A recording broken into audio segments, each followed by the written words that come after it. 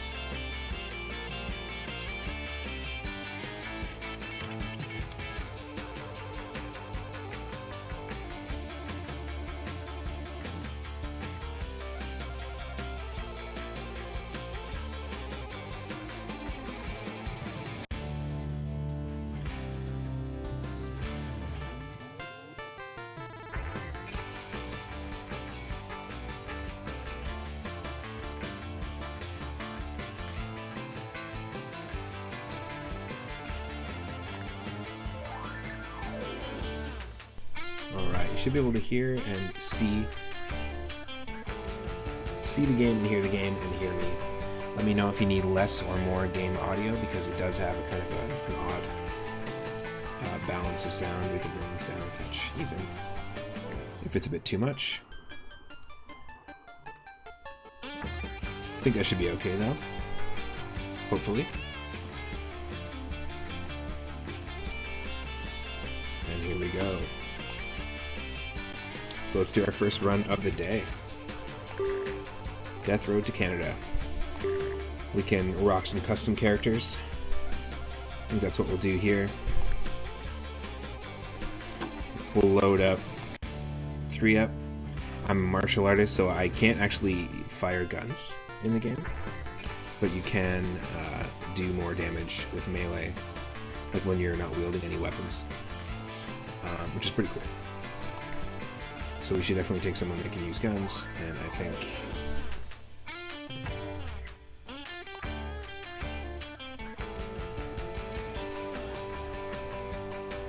let's take Evil Brock's character that my cousin helped create on one of my Discord streams.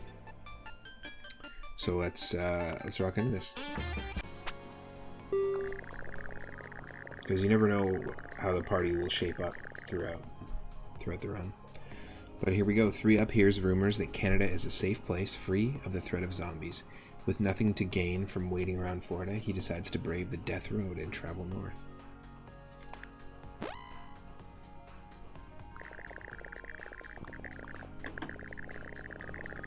To start the journey, the group decides to grab some supplies from a nearby location. And here we have our choice of our first area to loot. We can go to the house on the road, a quiet hotel, or a quiet factory. We need to hoard as many supplies as we can, so we'll also need to find ways to train and grow our team.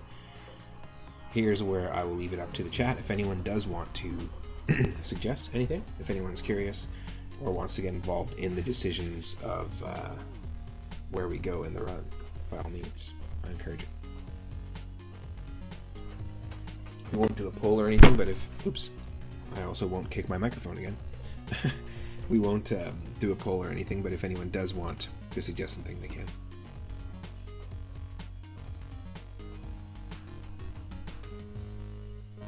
Now, obviously, a quiet factory is going to probably be the biggest area. The quiet hotel is going to have multiple rooms, multiple hotel rooms.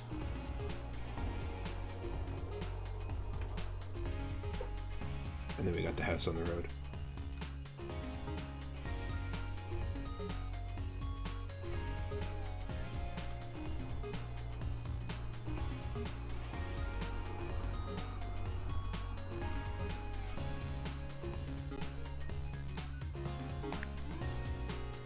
Let's take a quick look and see. Our car is doing fine. 3-up seems unusually calm. We've got a mysterious past, we're a martial artist, and our morale is pretty decent. Nothing else is revealed at this point. And then you have Evil Brox, who's afraid of chickens. Good to know. A big bruiser. You can box when you're not holding any weapons. Evil Brox's ability as a big bruiser allows him to box and punch. So both of us have good melee ability at the moment. Good morale, and then we have great composure, terrible shooting. Seems to be every single run that happens with Evil Brox. So let's try the factory. So we don't have too many rooms to explore.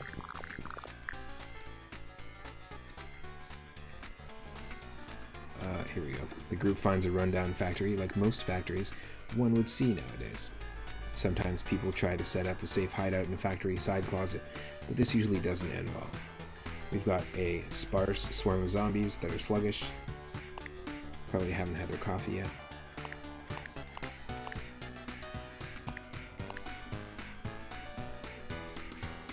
Let's go for it.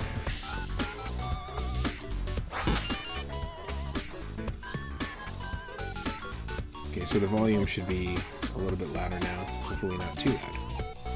Also, this music reminds me so much of like Super Mario Wonder, or like New Super Mario Bros. It's just so like cheerful.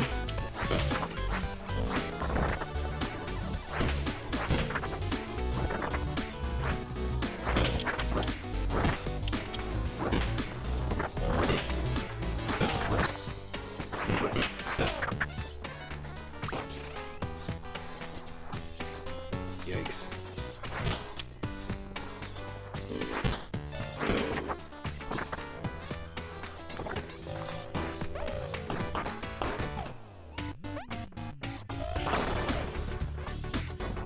Take the gas.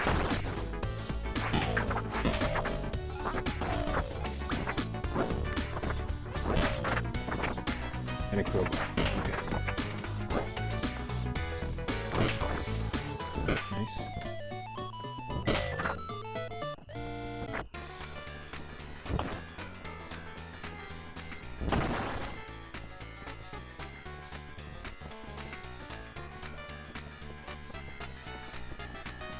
We do want to wait a little bit because when your face is pulsating red, you end up doing, like whenever you're sweating or your face is red, you end up doing less damage with your hits. So you want to wait, let that recover.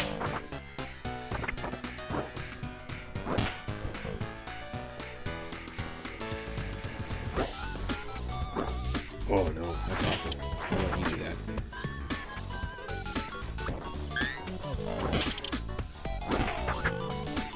One gas. You only get one gas, better get it right.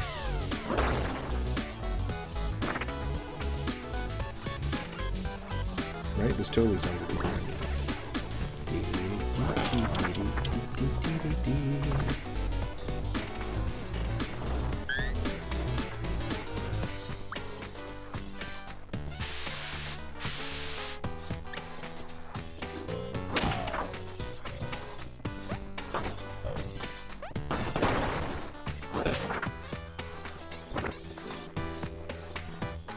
Wow, lots of rooms to check out, actually.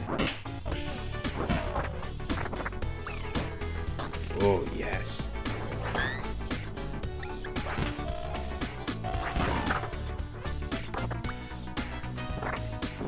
Please pick up that shotgun. I can't use it, but you can.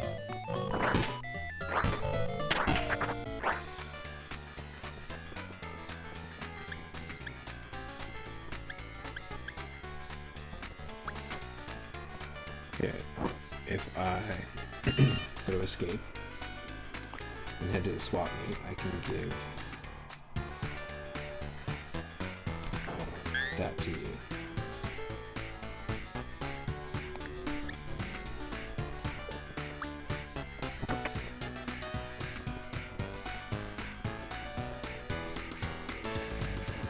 Pretty cool.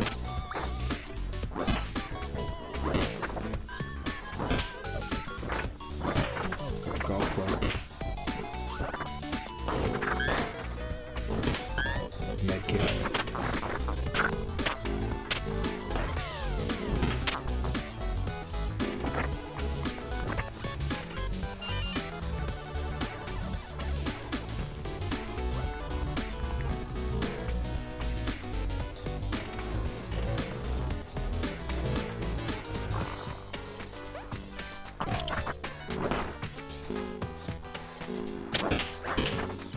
Nice. Teamwork.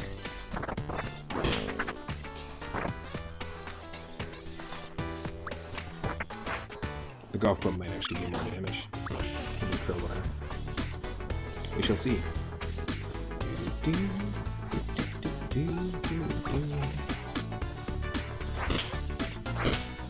Couple of air hockey tables.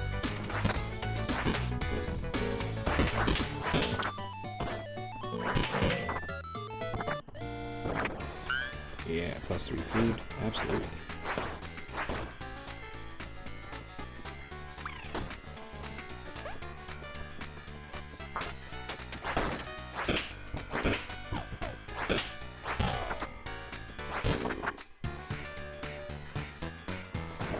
More food.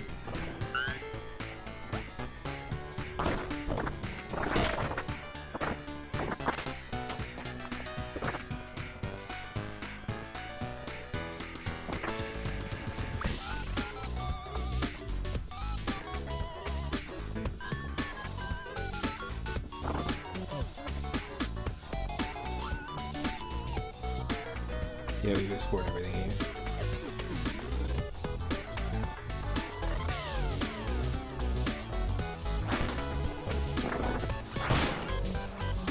Oh.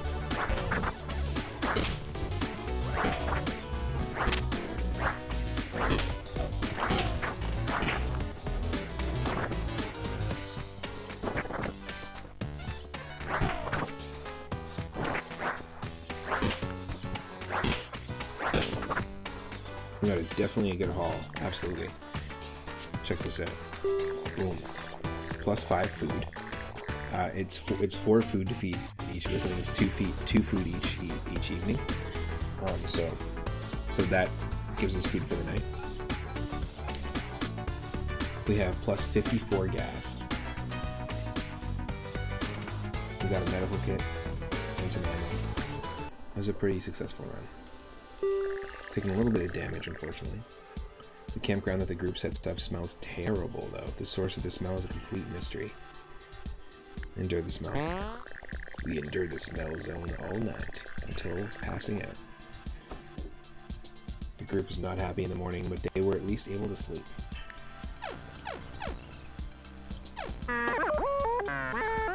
Just can't stop thinking about Mondays and how I hate them. Magazines, popular after the apocalypse. The group tries to loot a grocery store, but it has been picked absolutely clean. 3UP finds a magazine rack and decides to grab one to read. Pick a magazine. We've got American Guns. We have Turnkey and Good to Go. We have Cat Videos Pictures. And we have Giant Farts Monthly.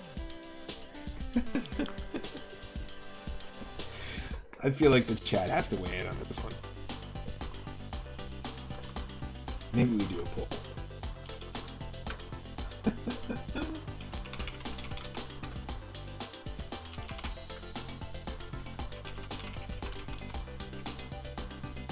Okay, so American Guns, Turnkey and Good to Go. Cat Videos Pictures.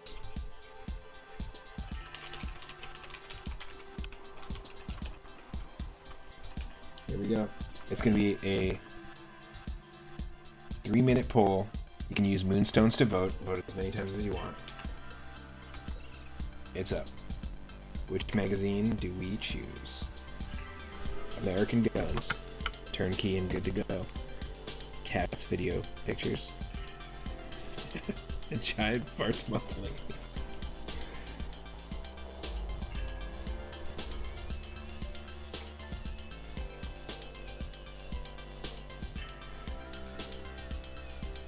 Oh, we got a vote. Just gonna be up for a few minutes here. I'm gonna get myself some more coffee in the meantime while the poll is up, so make your vote.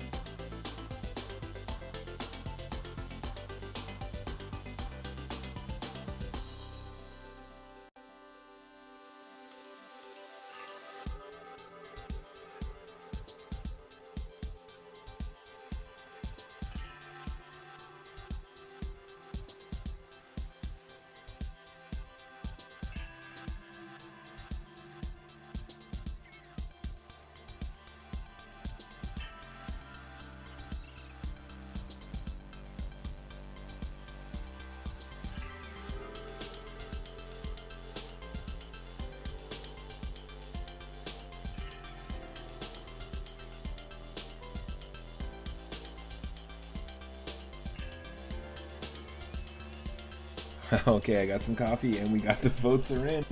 It's a tie. 2-2. American Guns and cat videos pictures.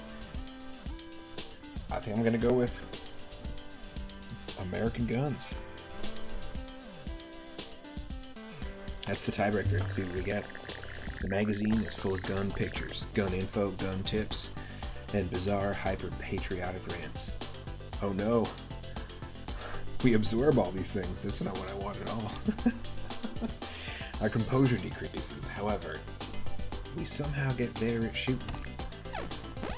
Except, that's kind of pointless. I realized that 3-Up being the one reading it, that was the worst possible call we could have made, because our buff to shooting means nothing, because we're a martial artist. All that build up for nothing. Well, hey, I'm learning with each run, and that's kind of like The Binding of Isaac, one of my favorite roguelike games. Pretty much any roguelike game. Hades. You're gonna make mistakes with your decisions, and you're gonna learn about the game that way. Hey, it's kind of like life. It's kind of like life. The group drives into a city as it starts to get dark. Try not to lose track of time. Things can get bad after the sun sets. We find a police station or an infested stronghold. Definitely not going there.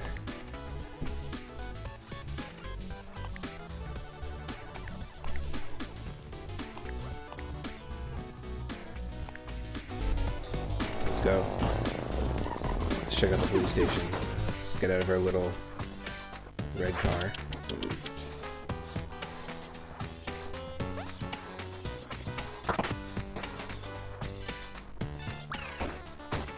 Oh, things did not go well for these folks.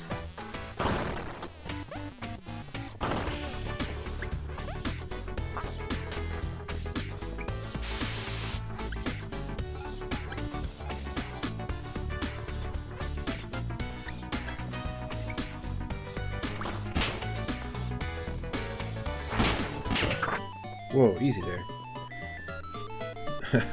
Beetle Brox is shooting like crazy now. It wasn't before.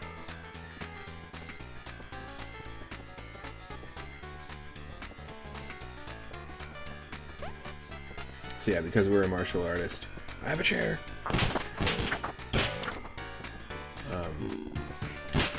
Our melee for 3-Up does way more damage, but we can't shoot. So that shooting increase, really basically reading the American Guns magazine, all it accomplished was it reduced my composure. That was it. It's the Buckville Police.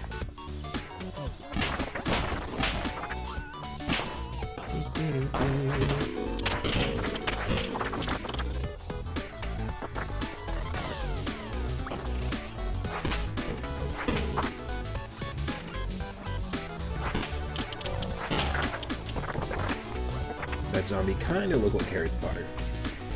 You're a zombie, Harry.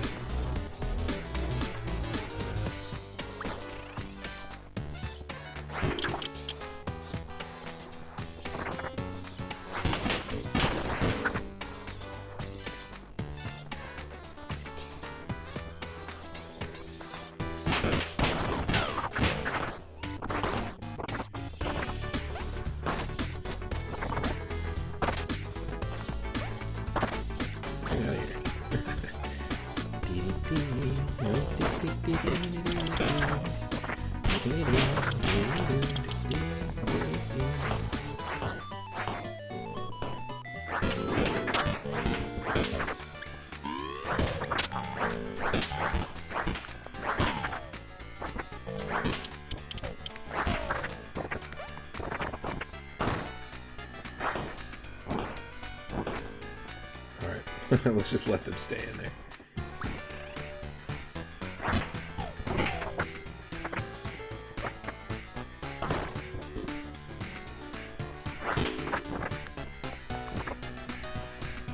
Oh yes, this is the weapons evidence room, isn't it? Amazing.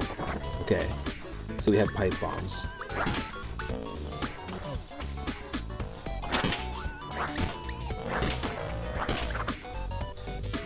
A shiv. Another pipe bomb. Okay, so just collect those basically. I don't think I want to take that other one. I think the spine is going to do more damage. Cool. Oh no. It's late. It's past sunset now.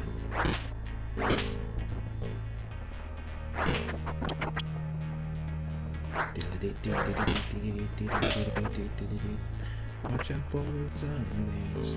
Using the toilet.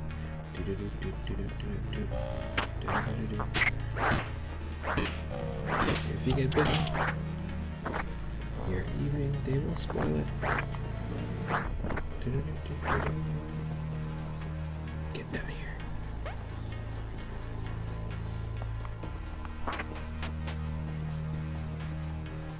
Get me out of here.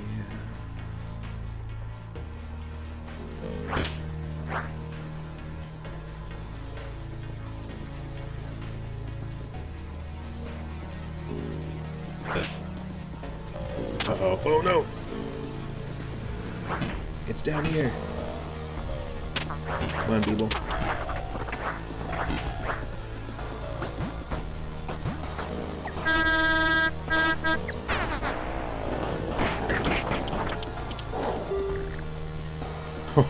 Our first loot was 43 zombies destroyed, now we got 44. Yikes. Our health is pretty bad right now. We got lots of gas. Ooh. Grocery Trust Exercise. The group sets up camp outside a grocery store. They notice another group has been following them and will probably attempt to loot the place. Send one person in to loot. Let them have it to avoid the trouble. Beeblebrox. 3-up stands guard outside for the looters as Beeblebrox searches the grocery store. Beeblebrox goes in, says there wasn't any food in there. It's fine. My morale doesn't have to decrease because of that. We should try to set the zombies on fire more. Easiest way. Well, we do have the pipe bombs. Beeblebrox hallucinates after eating a can of mystery meat. It was probably cat food. Beeblebrox is hurt.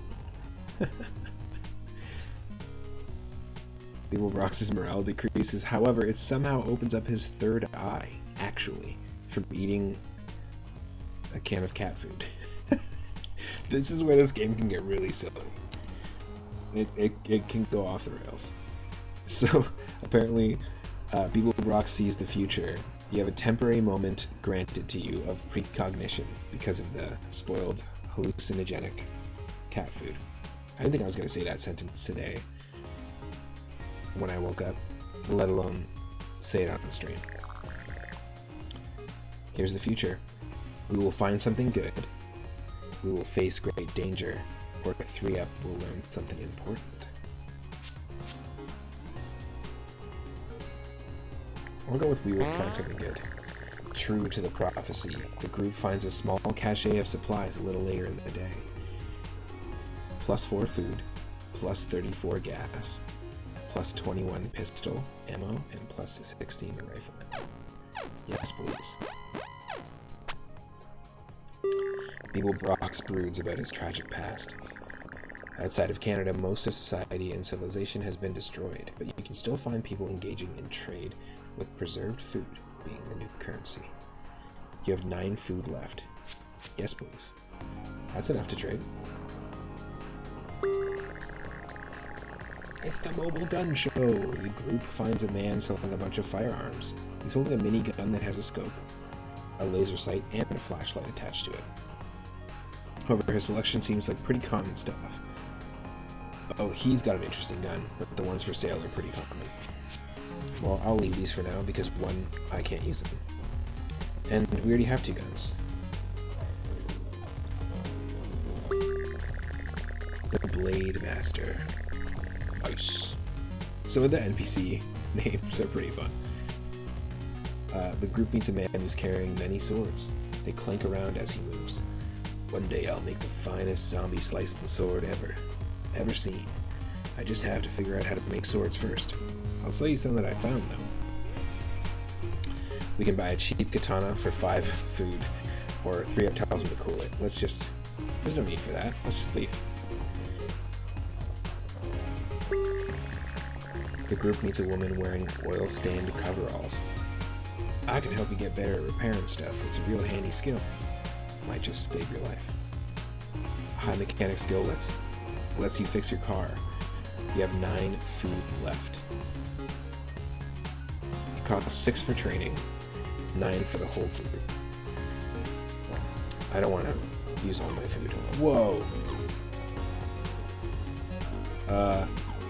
Is this just okay? Look at this.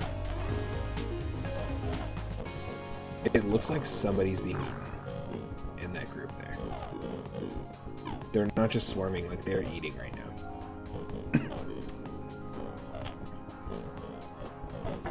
Those are definitely feeding zombies.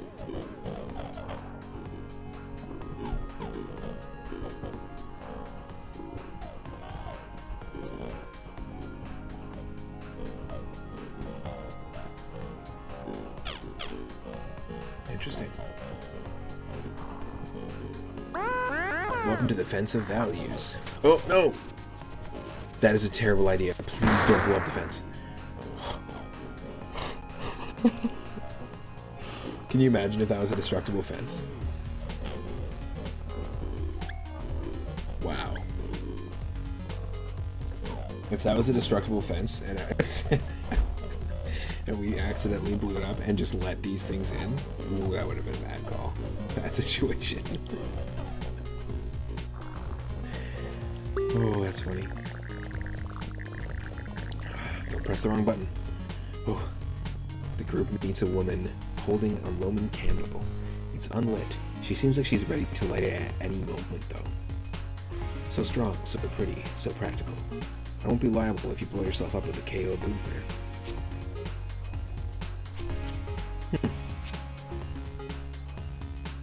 You can get 2 Mount Dingus fireworks, trademark, for 3 food. 1 Roman candle for 3 food. Interesting. Okay, so of all the things we have here, these are probably the most appealing to me, the Roman candle or the 3 food. But do we need it? Probably not. I think I would probably say, yeah, I wouldn't spend that because we'll just leave us with 4 food. I'd probably say out of any of the things here, we don't need it, but I'd probably get those. I don't want the other stuff.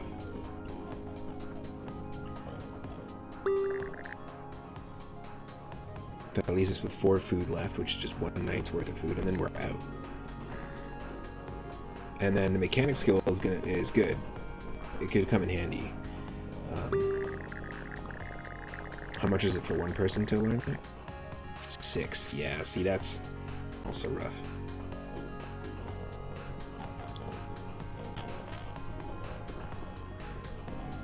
I think we're gonna have to just leave everyone here.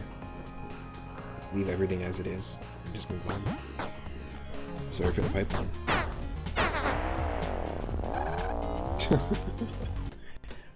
That's what happens when you press the wrong button.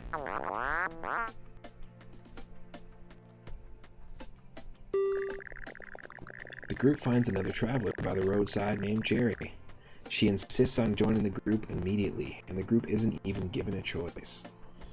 Hello, Jerry. She's got a great attitude, but not great composure. Alright, she's also got a cowboy hat on, too. The city is covered with hordes of undead and wreckage that has been touched by a previous fire. The group gets surrounded, and their only chance is to sprint through the sewers. Oh no. Irritated zombies. Oof. She's got a baseball bat. What I will do is give the fire extinguisher to Jerry.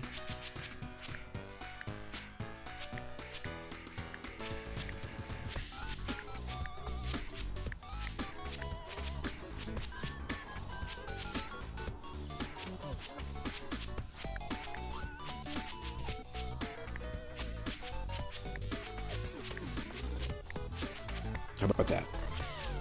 Let's take a quick look at the status. Jerry claims she was once a celebrity.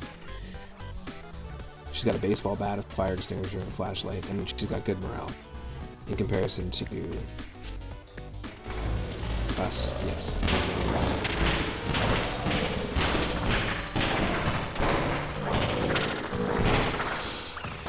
But to sprint through the sewers. Come on in.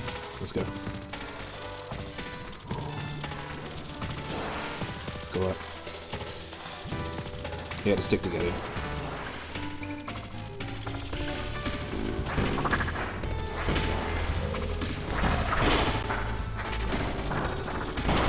It's gonna be tricky. This is definitely gonna be tricky. Whoa. That is a zombie that jumped out of the sewers. See?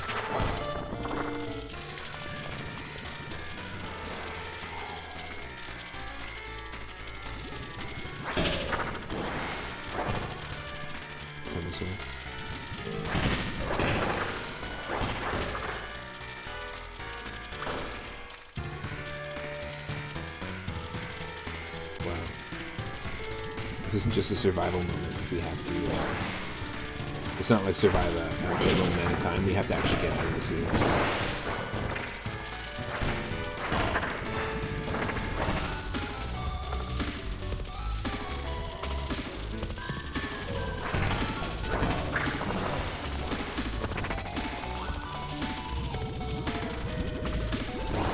There's some bubbling going on in that water. I don't like it.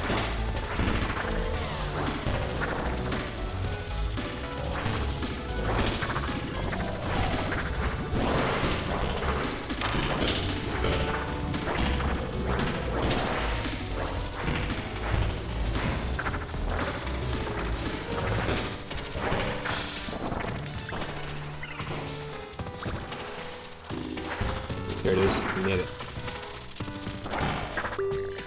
We found a ladder out of here. Climb that. Whew. We all made it. 3-Up has got low health, though. A glimmer of hope on the death road. The group feels inspired after managing to survive that situation. Maybe check any open wounds if we were just splashing around in the sewers with a bunch of zombies. It's probably not the cleanest environment. I feel like they are getting the hang of this. Choose a reward for the group. We can give a +1 to all of Jerry's skills. I mean, that's a pretty enticing one, but it's just for one character. We can get a mechanical boost for everyone, a fitness boost, or a morale and random skill gain. That's a tricky question. The mechanical boost is probably going to be what we would have spent 9 food on in that trading post. Like if we had taken up those lessons.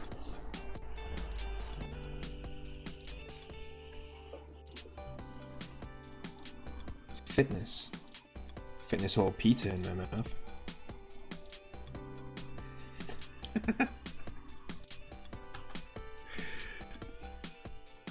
Fitness would be good. All of these would be good, to be honest.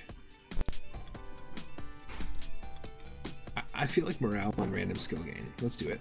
So everyone gets something different. Every day is a great teacher. As long as you don't get eaten. Got a Zombo point. Everyone's morale increased. Jerry has great morale. 3-Up shooting increased. So we took the gamble. We got another increase to our shooting, which means nothing. Can't do anything with that. Evil Rocks is a medical increase. That's good to know. And a good skill to have. And then lastly,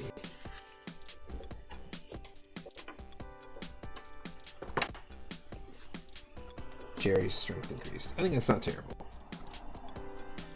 Overall, that is not terrible.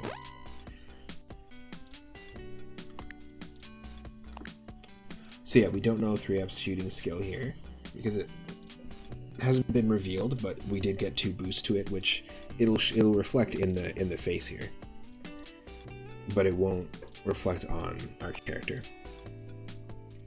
Evil Rocks. Both their morale is up a little bit. That's okay. I think Jerry's going to be a pretty viable member of the team, to be honest.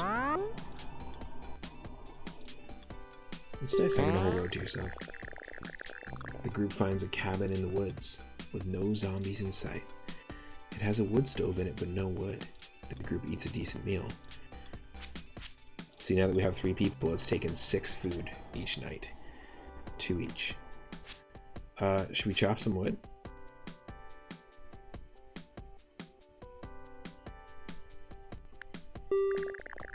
Who should go chop the wood? Beeble. Beeble Brox chops a bunch of wood and gets the wood stove going before passing out from exhaustion. He'll be very tired tomorrow. Beeble Brox's strength has revealed he didn't have much of it, but it increased, and the fire feels great. 3Up's attitude is revealed, and both of them have pretty poor attitude. Maybe we should turn back. Maybe you should shut up. Oh, that's not good. Treading on the death road, the group is driving down a long stretch of road. No threats on the horizon, but not much else of interest either. We only have 3 food, so this is not going to be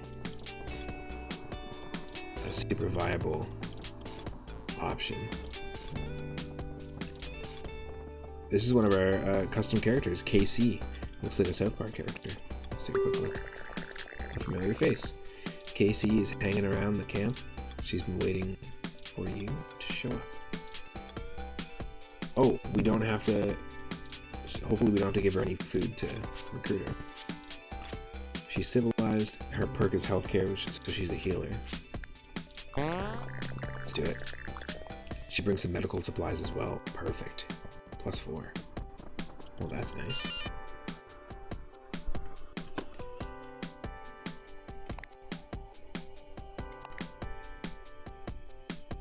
Oh no! Beeble Brox's shooting and strength is just awful. I haven't seen a stat flash like this, or get that low before. Casey is a secret nerd. She's holding a cane. Bad morale in mechanical and medical, but great loyalty, composure, attitude, and wits. It can be pretty volatile to add a new member to the group, but we'll see how this goes. Who is this? What is this character?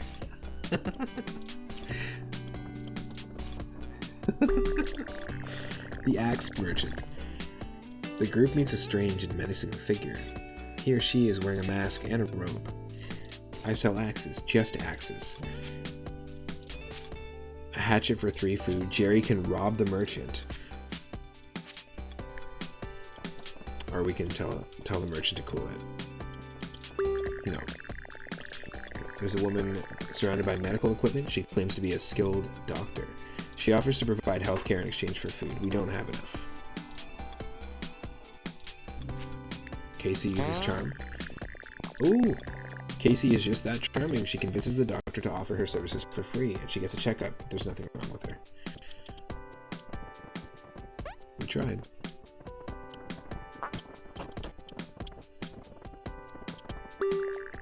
This rifle-wielding woman claims she used to train others in competitive shooting.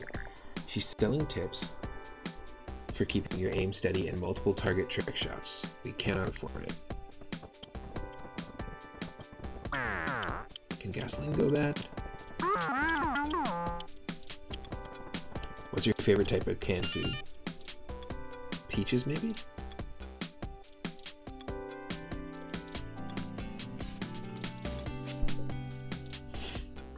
What's yours?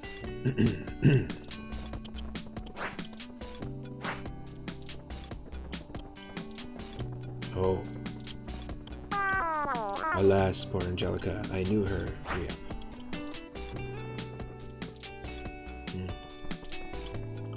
Rip Angelica.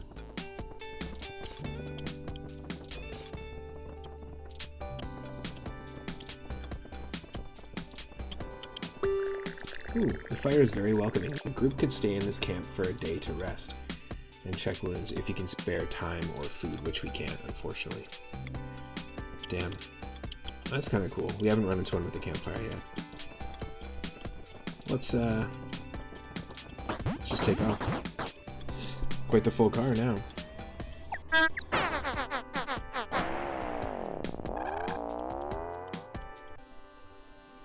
Oh no.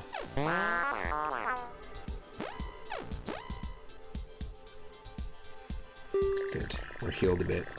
Rain starts pouring down. Our car is in rough shape, to say the least. It's hard to see, and the shapes of zombies lurk right on the edge of the darkness. The group isn't sure what would be worse, continuing or stopping here. Oof. Okay, this can be a big crossroads here, so let's do a quick let's do a poll.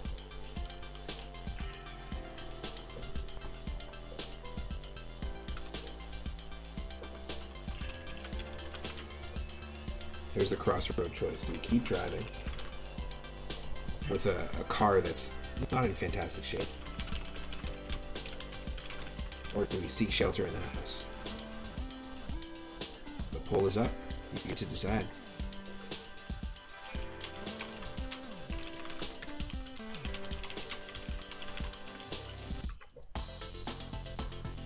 Consider that we do see zombies all the way around.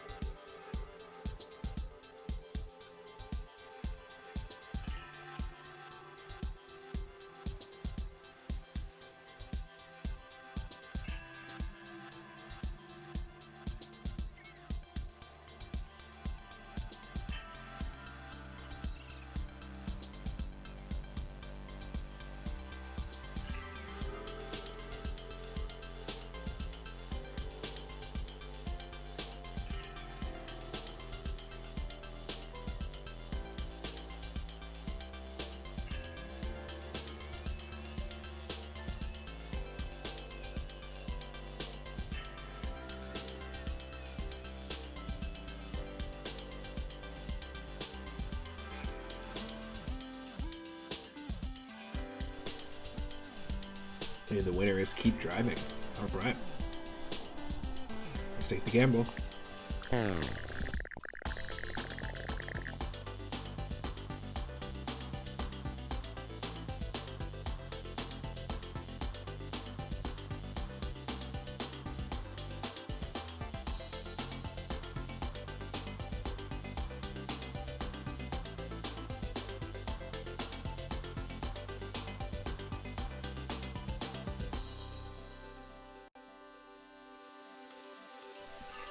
The group throws caution to the wind.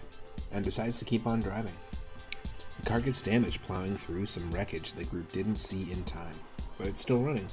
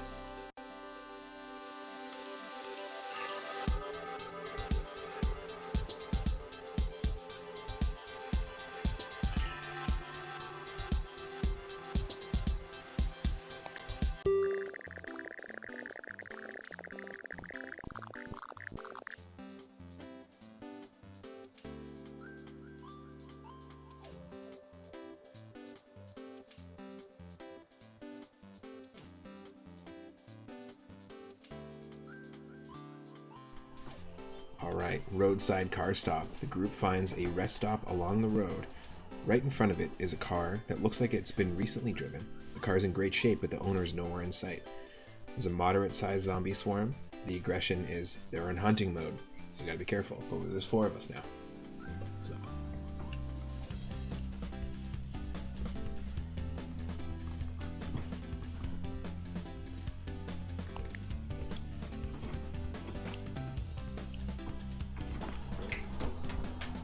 Okay. Let's go for it. Let's plug. Get the gas. This is the new car. Oh, it's locked.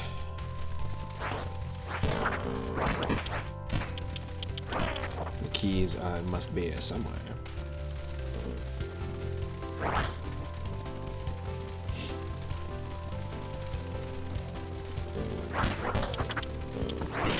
I like some of the zombie designs here.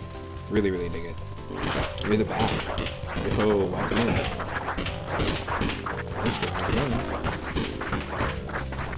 Where's the freaking entrance to this place, man?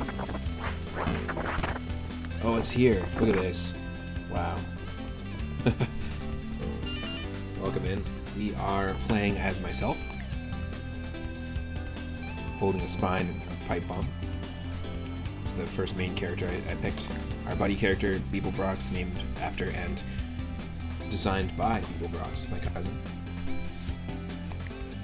We just met Jerry, who we didn't have a choice to let her join our team today. And Casey is a custom character I made who's a medic, and we just happened to run into it. The opportunity to add Casey to the team, so pretty cool. Decent rounded four-person party. To be honest, I haven't successfully held on to 4 people on the team in this game since I bought it, so we're doing alright. When our face is pulsating, like Jerry's face, she's holding the bat there. That means she just needs to, like, when the face turns red, she just needs to stop attacking for a little bit, so she can do full damage. But I've been really enjoying this game. You start off in Florida, you make your way all the way up to Canada. It takes 15 days, and currently in the top left you can see the maple leaf with the 12. That's what tells you how many days you have left of driving to get to Canada. Oh, nice. Here's where we want to be in. It's going to pick up food and a ton of medical supplies as well. And having a medic on the team makes it so helpful. Scissors. A shiv.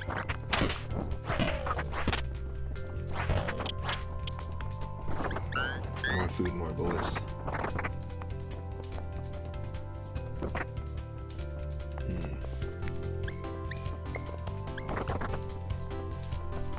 We got lucky with the pipe bomb, so we're just gonna hold on to this for now. And we found the keys. This is a set of keys, including some car keys. And pick it up. Did anyone pick up anything new in that little excursion? Yes, Jerry picked up an axe while we were in here. 3-Up and Beeblebrox both have boosted melee attacks with the Kung Fu trait and the boxing trait. So that's good. And Casey picked up the shift. Alright. Nice. Good haul.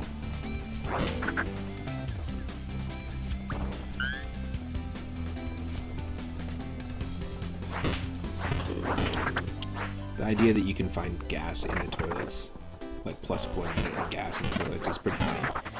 But like, please don't put a poop inside the gas tank of a car.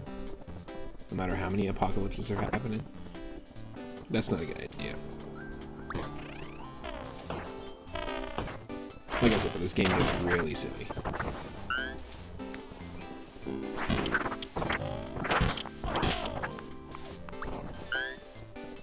I will take those 3 units of gas, though.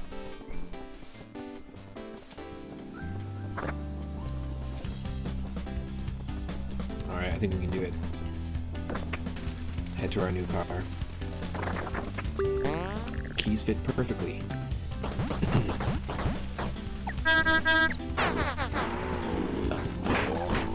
Bye-bye. We found +13 food. That was a great haul. +14 gas. 2 medical kits. And I think you need at least 3 to be able to heal 1 person. We have 24 pistol ammo and 11 shotgun ammo. Good, good. Good show.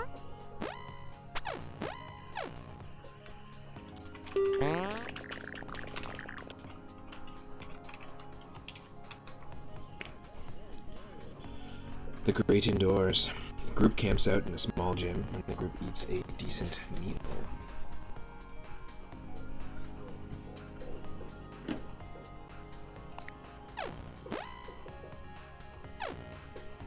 Yeah, our morale isn't fantastic, but that's good. We're getting there. We have a chance to loot. We can go to a gym apartment or a prepper cabin. Prepper cabin's gonna have some awesome supplies, right?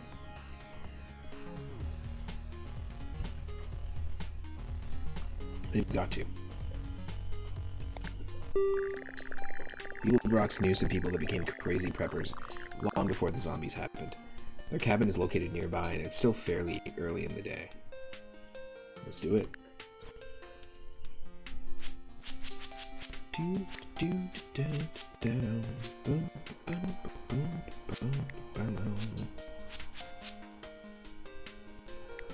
Oh, Casey dropped one of their weapons and picked up a tire iron just before we left. Interesting.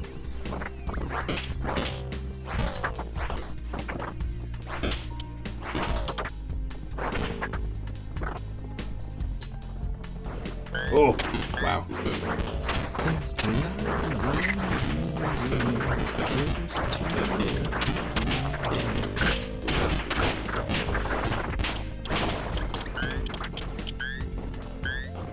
Pick up the ammo and the food as much as we can.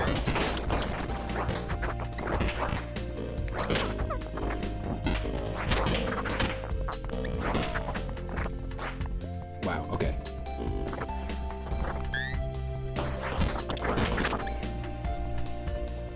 Okay, there's a hockey stick, a meat cleaver. It's hard to see all the stuff on the ground here. 8 gas in the stove.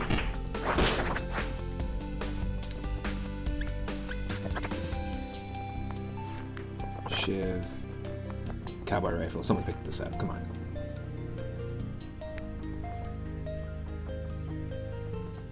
Don't make me do it, because I can't shoot. Ugh, okay, well, this is what I'm going to do. Giving this to...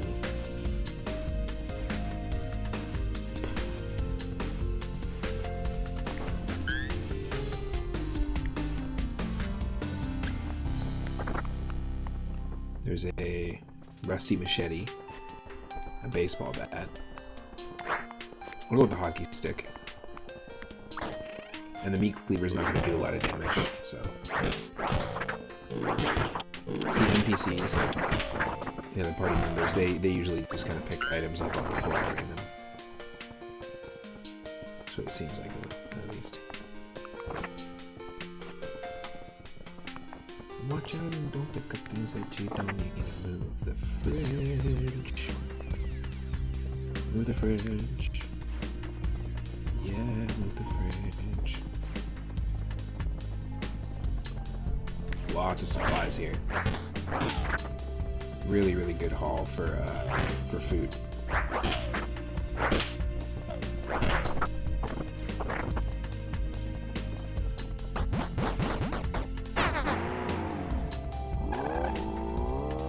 Easy peasy.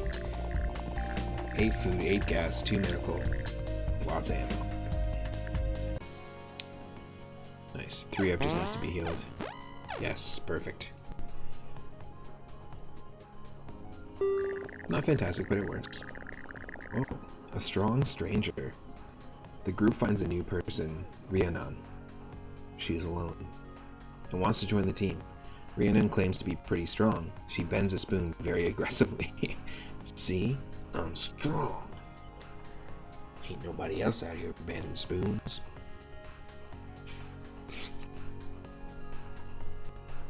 Amazing. Well, I'm curious only just because I don't know if you can have more than 4 party members, so let's see what happens.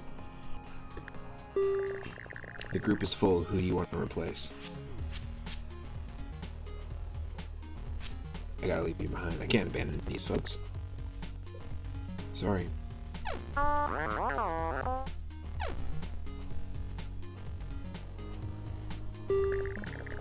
group encounters a library in a town that seems to have mostly burnt down.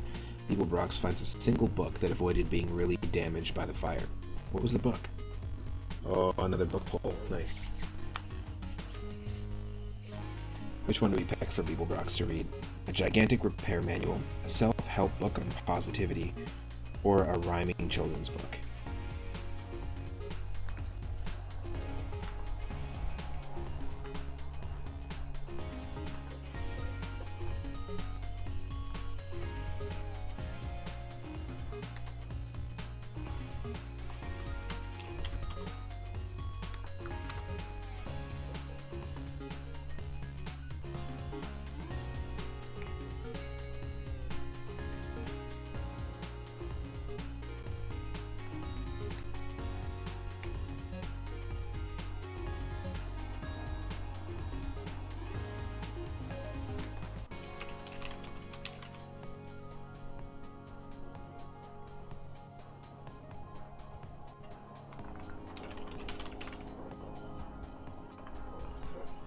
I think we're gonna go with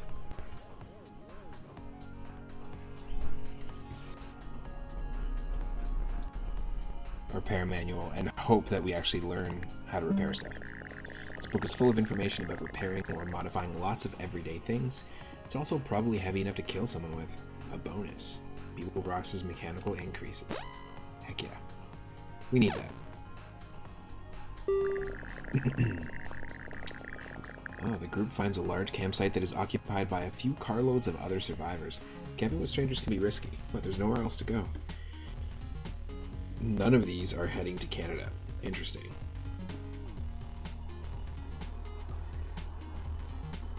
Tell the camp to cool it, drive off with no sleep, camp with them, or Jerry robs them and runs.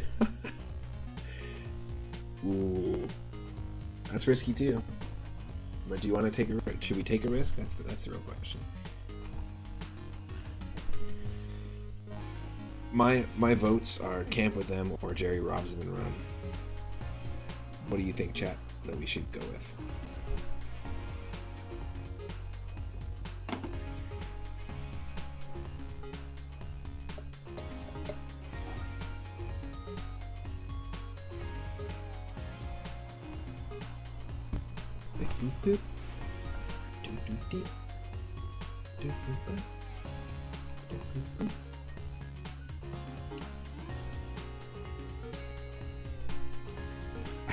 I'm kind of curious.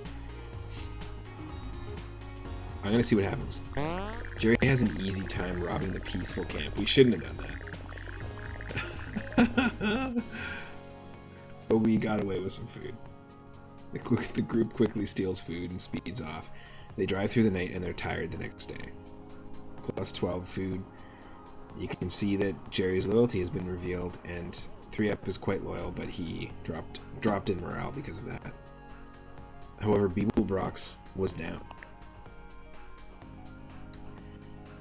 And then we increased our morale because of the food we ate. So everything kind of balances itself out. It's not great, but 3-Up has the lowest morale at this point. And the tiredness is not going to help anyone. The group finds a trashed house with some bottles and tattered rags. Searching it seemed like a waste of time, but Casey has an idea. They could make Molotovs if they can spare the gas. Well, how much gas do we have? We have 54. We have pipe bombs though, we don't need to do that. Not gonna waste the gas. It takes 6 gas basically to keep driving. The group drives into a new city. Noises from the car have already started to draw attention from the undead. We can go to a convenience mart or a grocery store. I've been to both in previous runs. The grocery store can have some food, but you can run into situations where it's got nothing. It's been picked over completely. Convenience marts can have all sorts of stuff.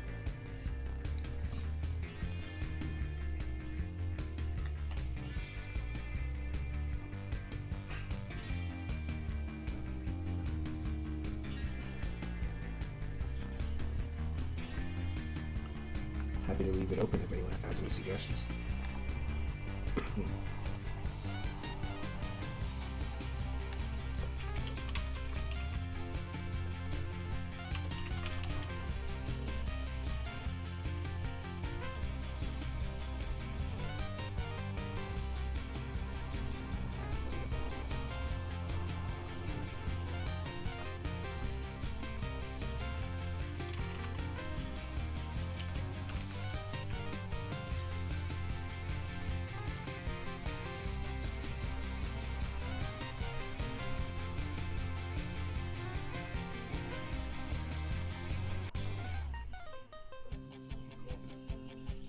I'm gonna go with convenience mart. Take the gamble because we might be able to find something completely different. We got bullets for everything. This is perfect.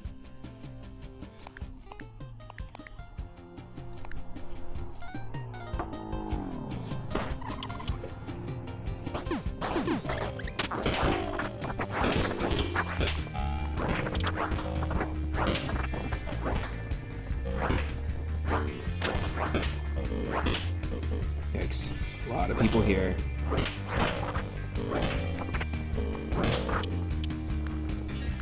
Where's the convenience mart?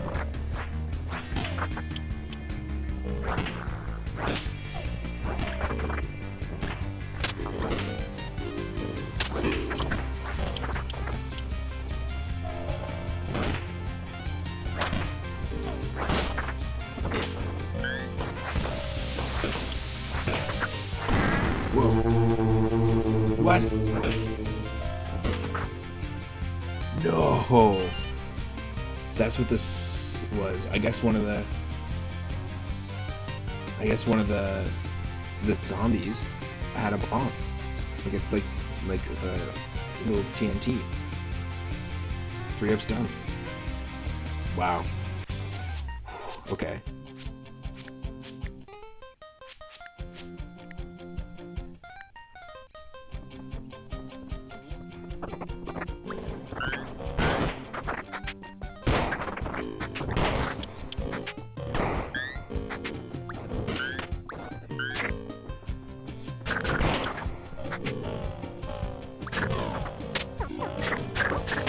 Oh!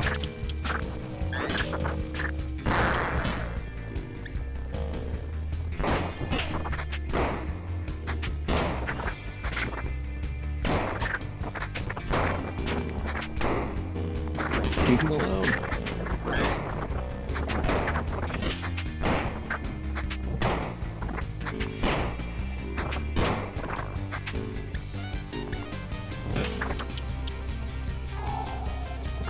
Wow.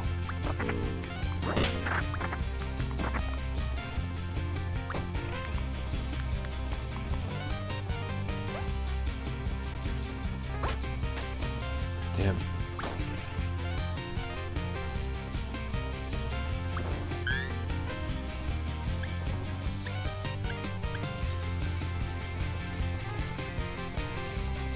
Room. Okay. I don't want that.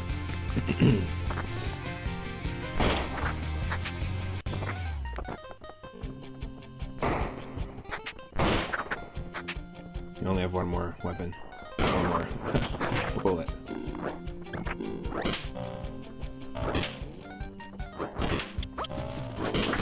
This way.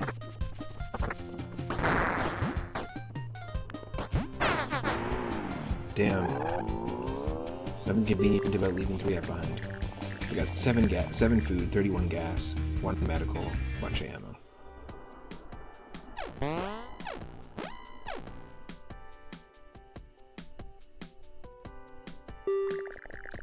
Zombie watch. It gets late, and there's no great place to camp. Solo zombies hobble around in the far distance, just like in Night of the Living Dead.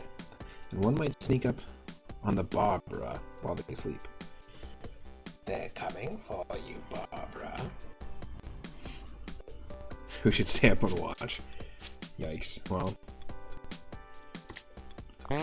Casey stands up watch, or stays up, standing watch for roving zombies. She manages to stay awake, but she feels groggy in the morning.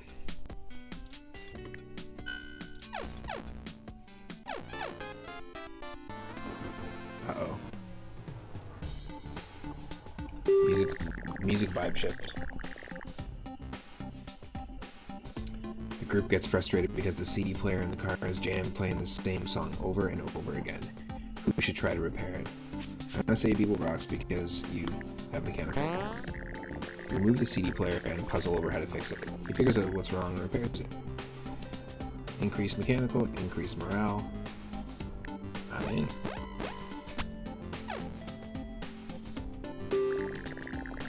The group is driving down a long stretch of road. Hey, well, we have a trader camp and we have lots of food, so this is a great opportunity here. The group sees a man standing near an SUV. If we have spare gas, we can get 2 cans of food for 25 gas. I'm not going to do that.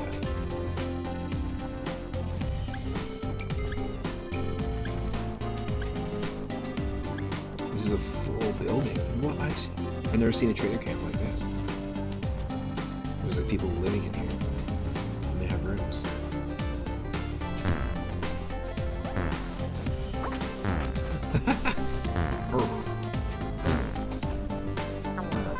No pain, no gain. It's an old but fit man in matching gray sweatpants and sweatshirt. He screams something about building massive bulk with an intense strength routine. He flails towards some heavy objects lying around. You have 21 food left.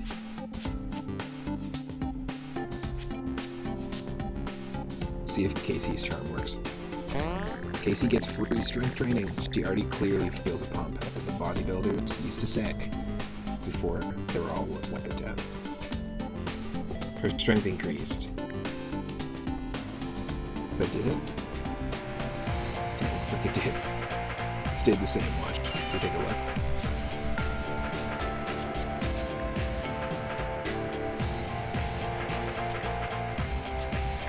Her strength is awful.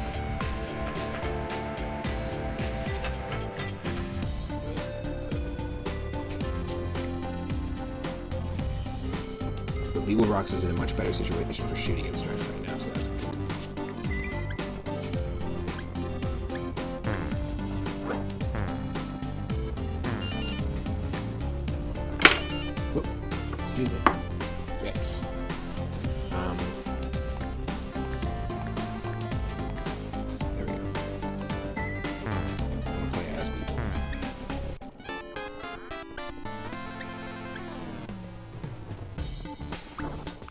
junk.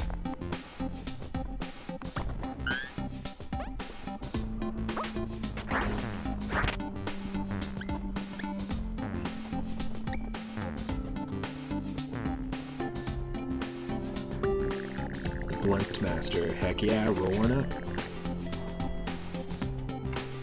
Blunt Master. I'm in. The group meets a woman, self-proclaimed as the Blunt Master, who's covered in hammers. Wait, what? Covered in hammers? Hammer suit? Can I tell you a secret? I love blunt weapons. I'll sell you my spare. It's cheap. The Mega Ball for 16 food. The Sledgehammer for 8. Sledgehammer supposed to be a good weapon. I might consider it. I think I'm going to. The group buys a Sledgehammer, you're ready to smash some zombies. Now we're getting somewhere. This is a powerful blunt weapon if you have the strength and fitness for it. Okay, so let's go and take a look at who has good strength.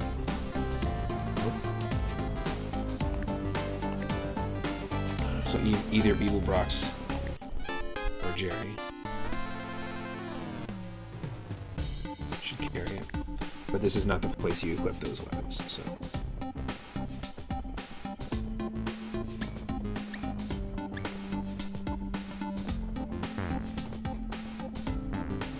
So I parked this truck inside, I like it. The group finds a man near a rusted truck. The truck is full of gas tanks and oily rags. Inside the house, both the man and truck reek of gasoline. He offers to sell you 10 units of gas in exchange for every food item.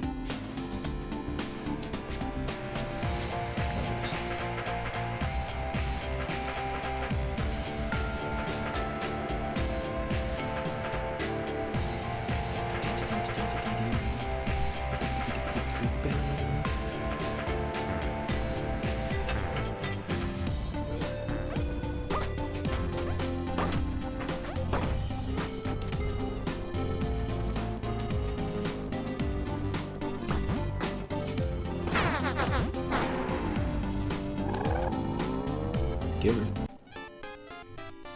Okay, the car's not in fantastic shape, but we're good for food. Oh, backs to the wall. The group runs into a horde too thick to drive past and gets cornered. They run for a good place to fight a siege, but the nearby buildings all look ruined. They're in a bad spot to fight. You can't escape. We have to survive for 1 hour. Wow. Okay, let's prep for it.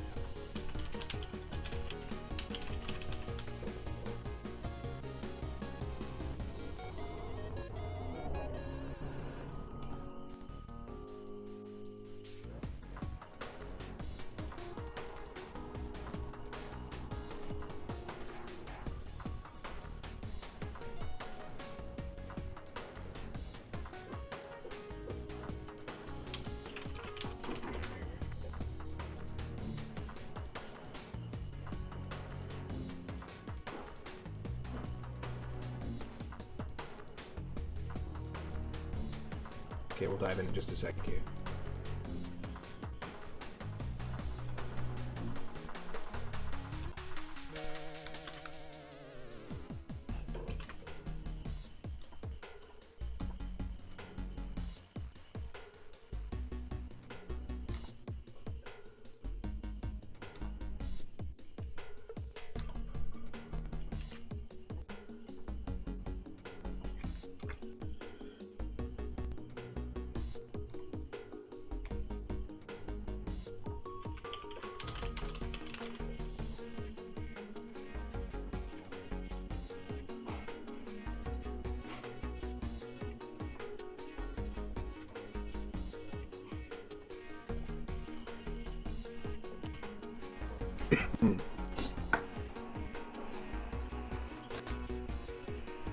Let's do it.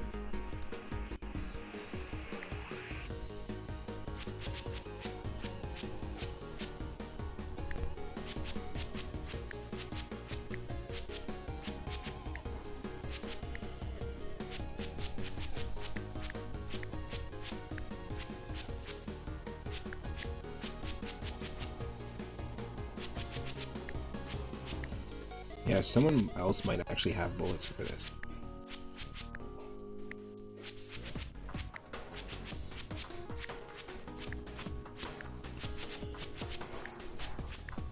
No.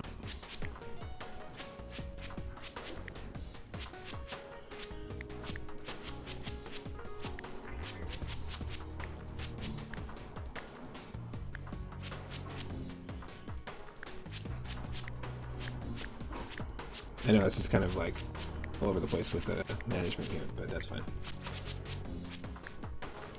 You gotta make sure you're prepped.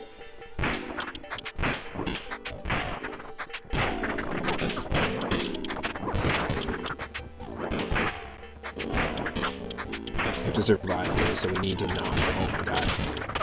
There's so many. What?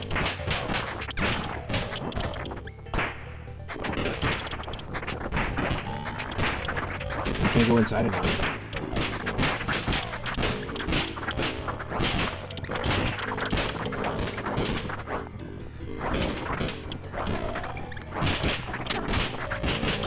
Oh shit! Did we get hurt? No. That was perfect.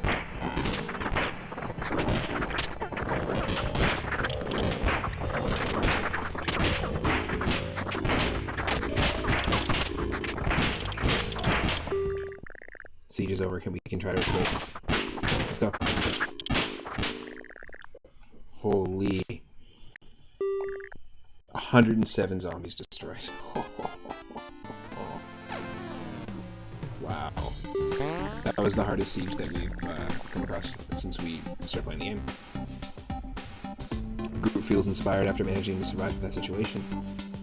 We can get a strength boost for everyone, health heal, and morale and random skill gain, or faster run speed for Jerry. I'm gonna go with this because we're all low health right now. We all took some damage. It's a smart call. So we're all gonna heal, and we're all gonna have some morale. Time heals all wounds, especially zombie bites.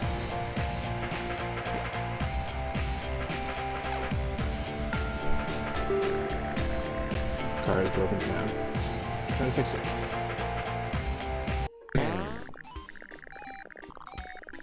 We wasted a day. Damn. While walking along a dirt road, Beeblebrox thought that he spotted a car in the distance. It was only when he got close to it that he realized it was just a giant rock.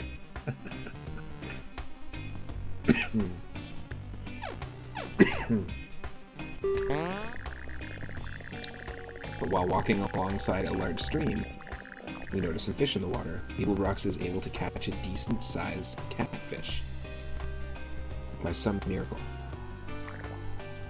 So that morale decrease from the rock we just got from the fish. Not too bad. We negated it.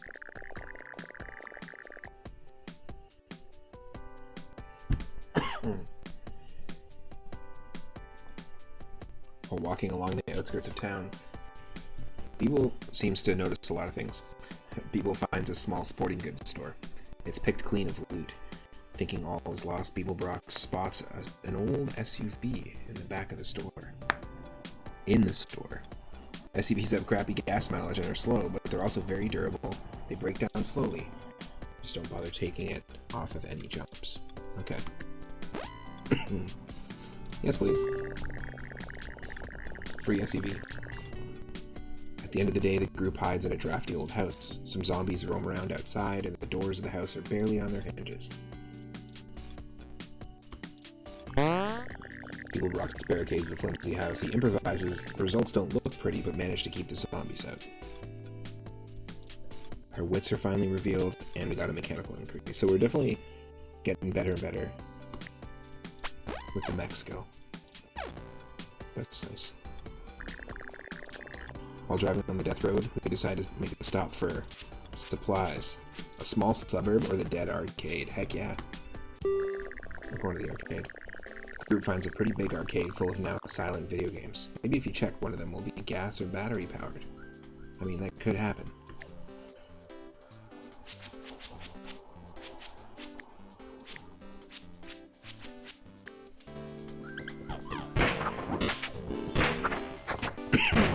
Air hockey.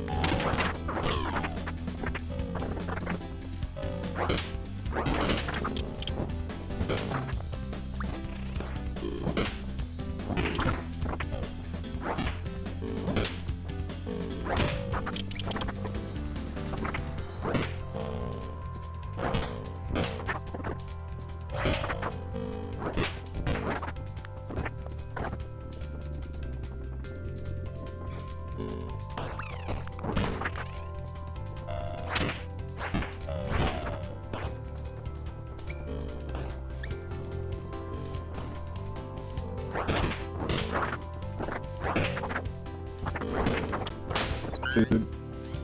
Worth it. Ugh.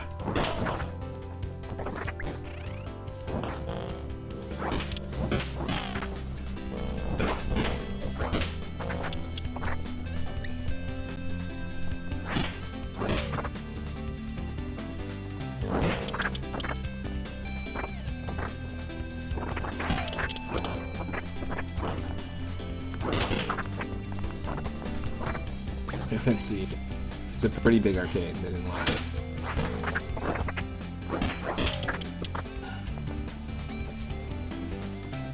It doesn't look like we can do anything. It doesn't look like we can do anything. I mean, it would be nice to be able to pick up like some ammo or another weapon. That would be nice. I am thankful for the food, though.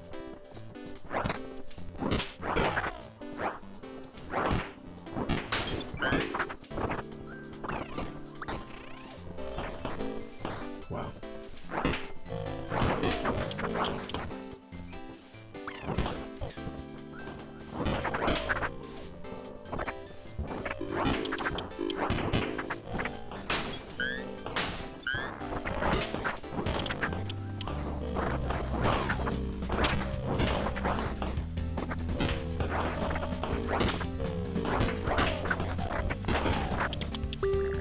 This arcade machine seems to be working. It's not very clear how it can run without electricity, but Beetlebrox considers taking a video game break while he is guarded. Let's do it. Beetle plays an old arcade game called Death Road to Canada. That's too meta. They said the thing! They said the thing! It really gets into it. Like all video games ever made, playing it increases your skills with guns. The critics were right. Before Beetlebrox knew it, 2 hours had passed. The shooting improved and his morale. But what about everyone else?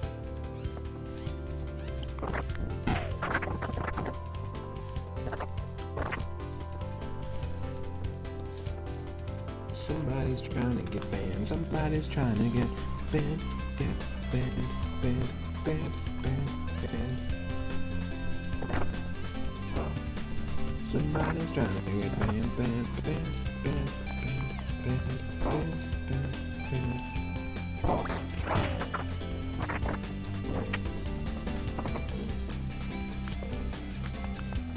Whippin', whippin', whippin', whippin'. Whippin', whippin', whippin', whippin'.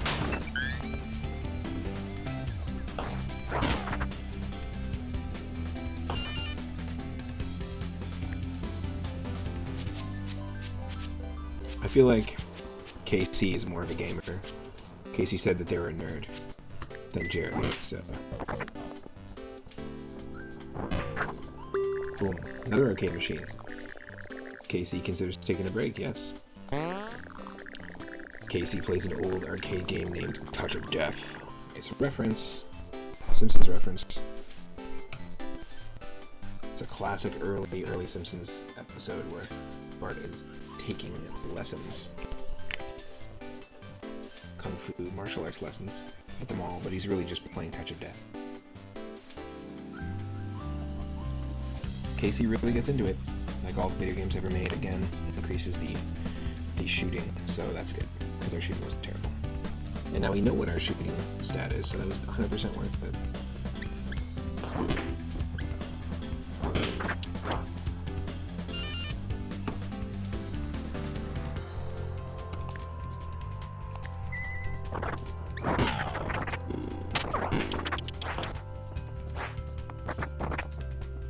This is a pretty big arcade, but we should get out of here because it's 8:55.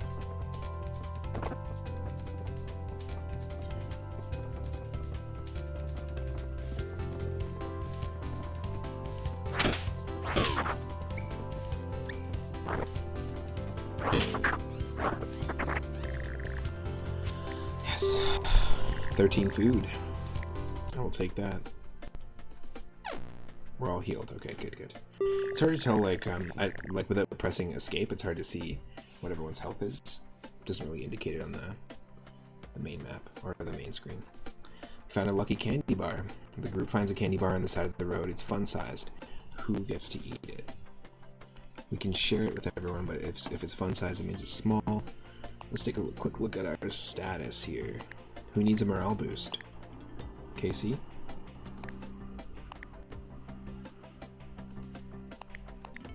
Yeah. Casey eats that candy big time. It really is fun-sized. The sugary sweetness makes her feel a little bit better about her current life in not Canada. No morale boost, though. Yeah, I was planning to move to Canada anyway. Ooh, okay, so this is an interesting one. This is a character I made in our Discord, or early Discord streams of this. In my server. This is Sniffany. This is if a Sniffit from Super Mario Bros. 2 was a human. It's nice to see a familiar face. She hasn't seen the group yet and is really busy picking her nose. Gross. Athlete is a great perk. However, to balance it out, I chose Berserk. And Berserk means that she can just, on a whim, attack us, or there's all sorts of different things that can happen. Let me just quickly look into it before we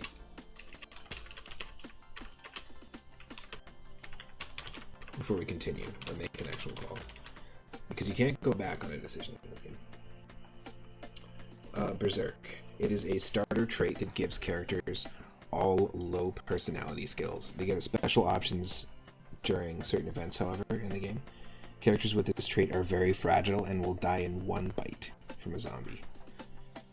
When a zombie grabs onto you, you do have a few seconds to kind of get away, fight them off, run away. But if they grab onto you and then they bite you, it usually takes a few bites to fully kill you. But with Berserk, they're really fragile.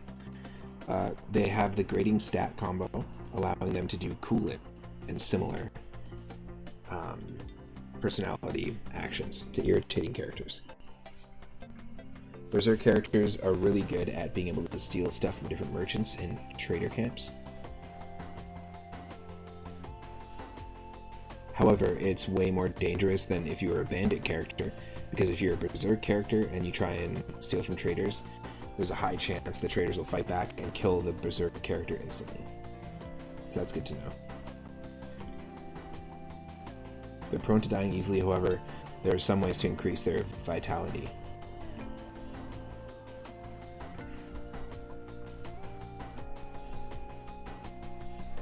Interesting. Okay. Some stuff to consider for sure. I say we do it because it's not a detrimental thing to add someone to the party, and if they die in one hit, it doesn't kill our other party members. So I don't think that's a terrible thing to do. Let's take a quick look. Sniffany's not got good health. Okay, that's the indicator it's going to die in one hit. We have strength, fitness, shooting, all good. This isn't good. Sniffany is unknown to anyone, allergic to everything in Canada. Hence the gas mask, I guess.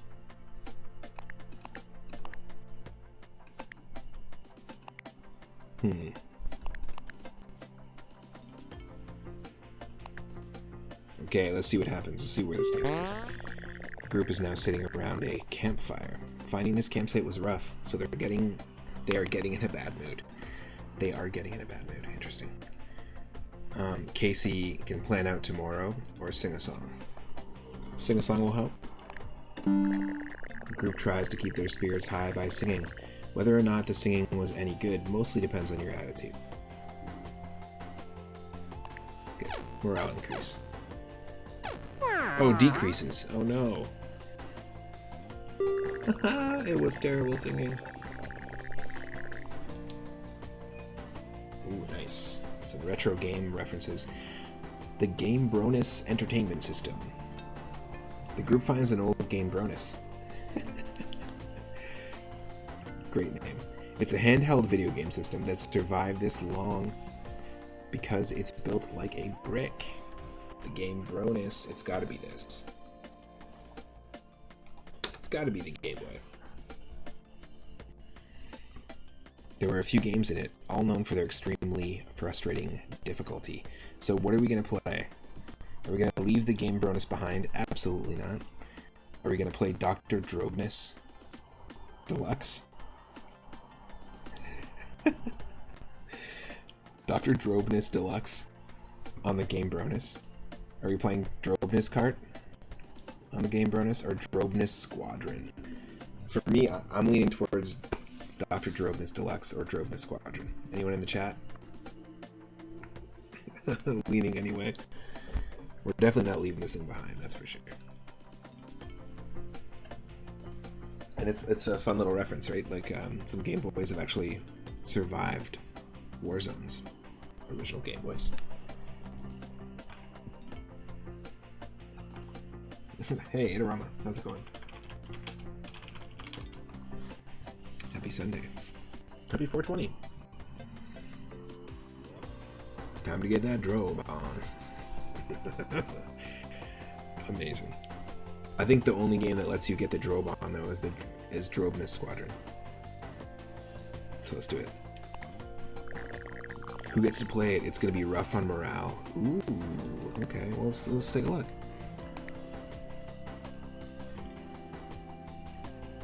Beeblebrox or Jerry? Casey is the nerd. I think, yeah, let's go Jerry, because Beeblebrox and Casey got to play arcade games, so let's give Jerry a shot. Why not? Get that drobe on. Drobness Squadron is a game about Drobness, blasting aliens with a machine gun. Probably not going to do much to an alien. Most deaths happen due to bad jumping controls mixed with instant kill pits.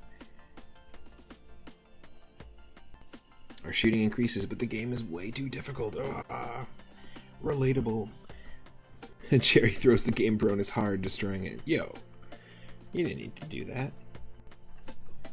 That's just sad. Rip Game Bronus.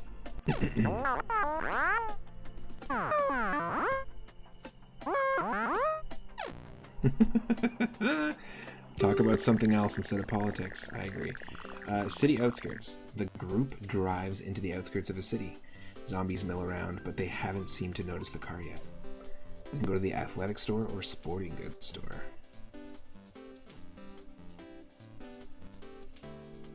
Let's go athletic. I've done sporting goods store before, but I've never visited one of these.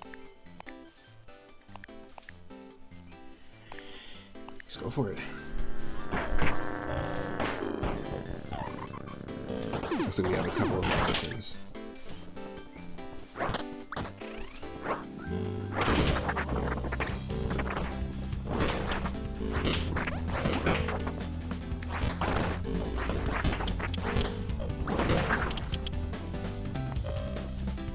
Oh, hey there.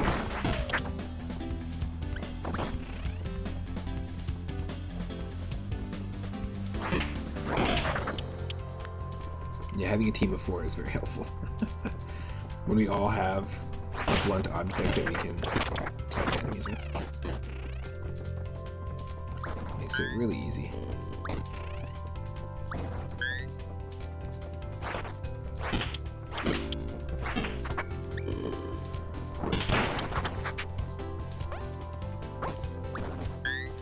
Heck yeah. Medkit.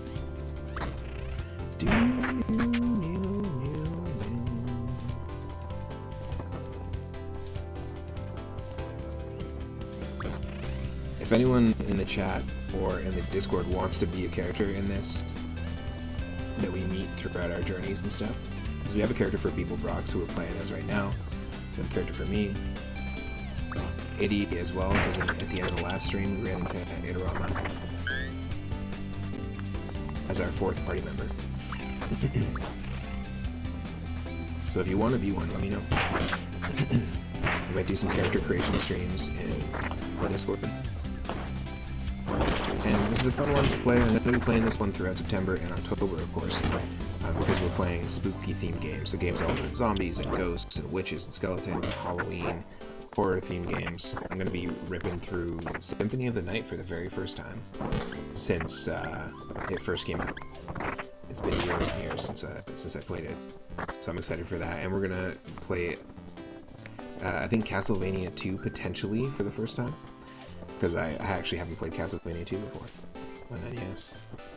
But we'll try out all the different CV games. Got a bunch of curated Halloween specials and classic Halloween movies and commercials and cartoons queued up for September. We did a month last year. 2 months of Halloween stuff.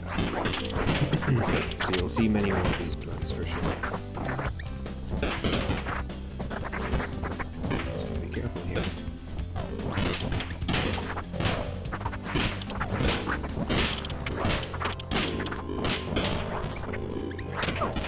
Oh. Shoot. No. Who died?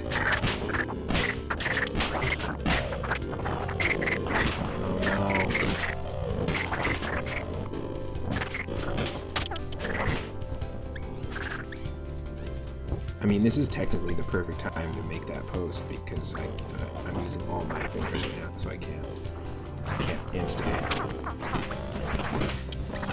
Oh no, this is a terrible situation. Who did we lose? We lost KC. Damn. Wasn't worth it going to sports and jorts. But we got a paddle. Up the street with a paddle instead of up the creek without a paddle. Oh, what? You put stuff in the trunk. I mean, that's cool as hell, but pointless. That sucks. Casey was our medic.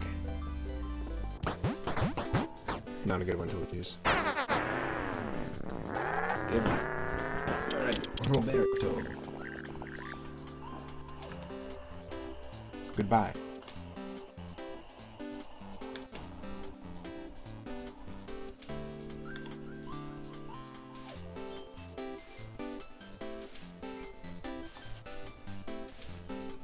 +2 medical, +1 food. Oof. No more creepypastas. The group is sitting around a campfire resting before a brutal day tomorrow. How do they know it's going to be brutal? The group eats a decent meal. Go to sleep. 6 days to Canada. The cars run out of gas and we coast to a stop. While walking, Beetlebrox doesn't notice a hole in his backpack, and by the time he realizes this, there have been hours of opportunity for supplies to fall through. We lost 2 food and 2 medical. After a long hike, the group finds a nice clearing to set up camp. The weather is nice, and the group is able to rest peacefully.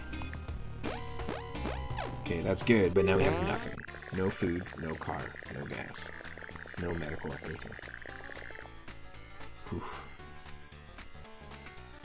While wandering through a small town, Sniffany sniffs out a newer hybrid car in front of a store.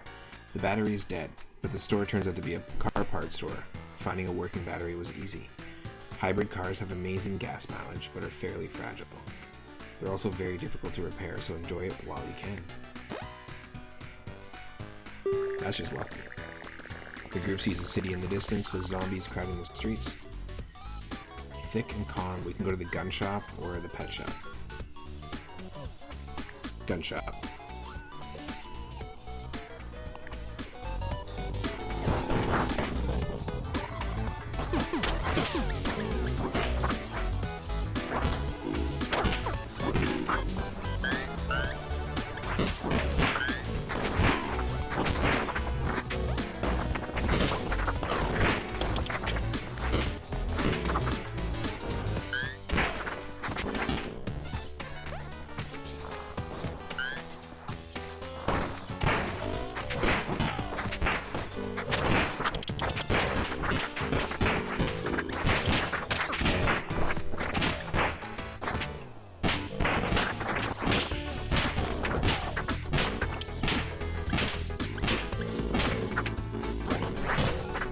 There's a gun in this rubble here.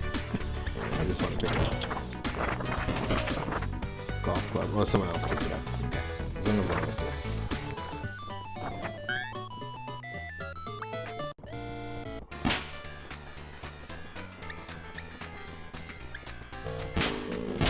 Oh, we shot our car. Not good.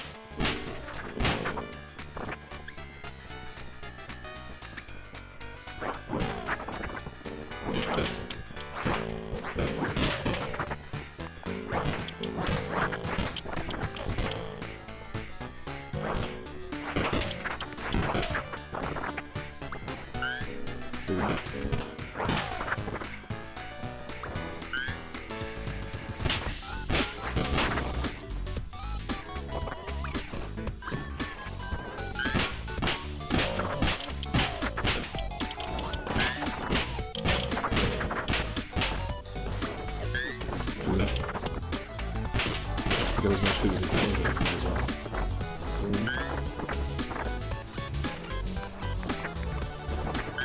Okay.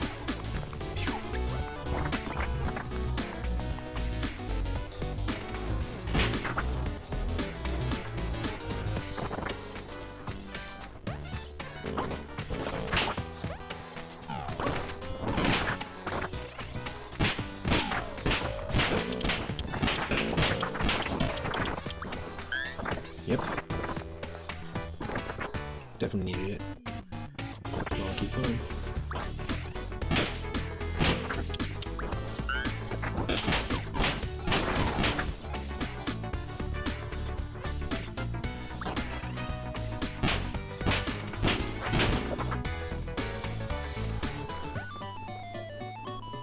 I have a table. Back up. I got a table.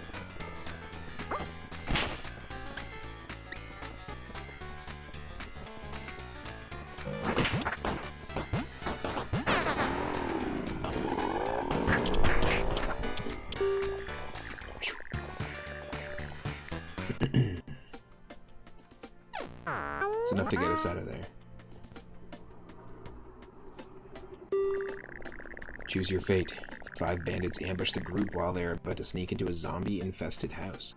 The bandits speak in a half-whisper, afraid to attract undead attention. They say to hand over the supplies, so they'll yell. Sniffany goes on a rampage. Sniffany tells bandits to cool it. In a faint whisper, Sniffany tells the bandits to cool it. Oh no. The bandits are, for what feels like a long time, taken aback by this. One of them yells, and chaos erupts as the zombies swarm out. Damn. Escape was messy. It was a risk. It was definitely a risk. Sniffany's killed. She got snuffed out. Evil Brox is hurt. Jerry's hurt. Damn.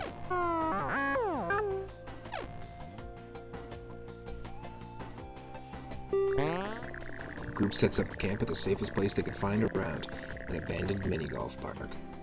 They eat a decent meal, and in the morning they find a golf ball and putter while searching the area. The group decides to play a quick game. Beeblebrox gets some needed exercise and his fitness increases. Jerry gets tired of the game and loses the ball on purpose.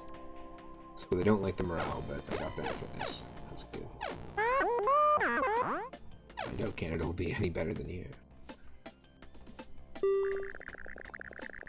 Bandits are now guarding a retracted bridge over a river. They demand that anyone passing pays a toll. They want all your extra gas and half your ammo and medical supplies.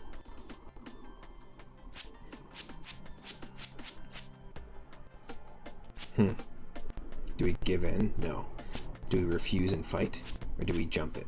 We do have a pretty terrible car. But let's try it. Jerry's real mad about having to pay bridge tolls, even post-civilization.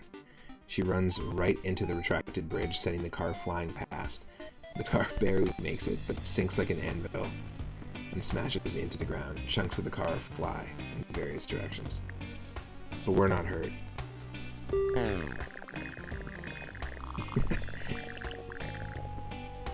The immortal American pastime. The group spots a car speeding down the road. Maybe the stranger can help them. Without slowing down, the driver yells out, "Nerds!" Then the car is gone. Well, that wasn't helpful at all.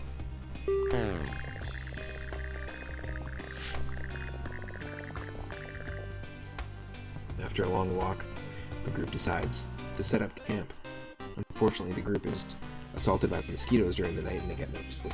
So our morale decreased 3 turns in a row. That's no bueno. We're low on food, we eat less. Half portions. And it decreased again, a 4th time.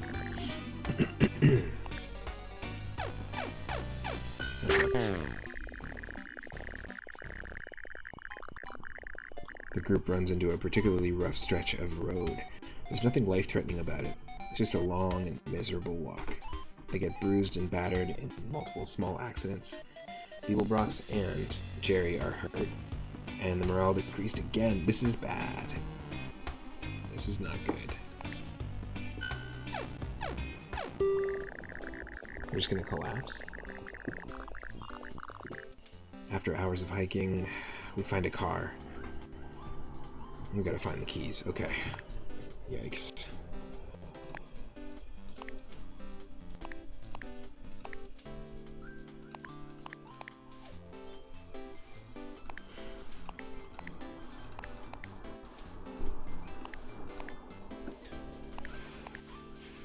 Shotgun and double-barreled shotgun. Oh, they're sharing the same bullets.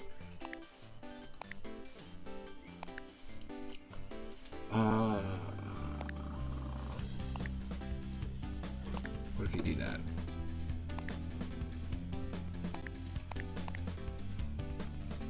The morale is so bad.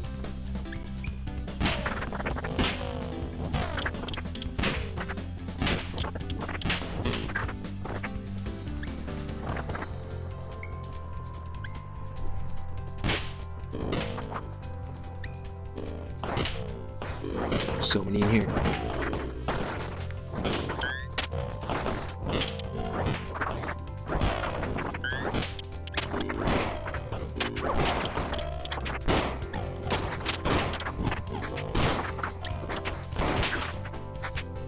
Alright. Jerry means business.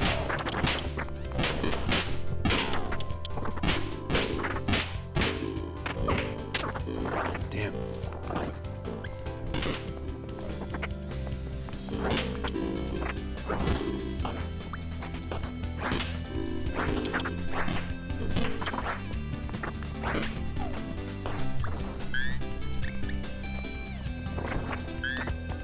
There's randomly bullets in the oven.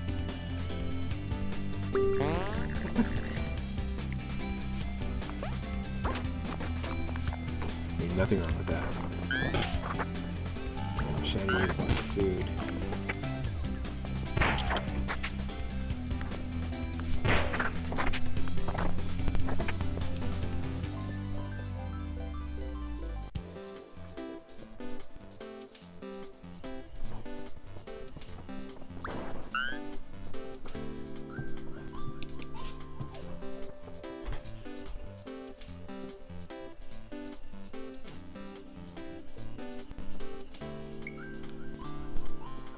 This is tricky because I don't know if we're safe in here.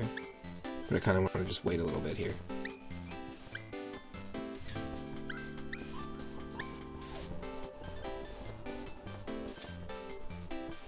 Just take a moment.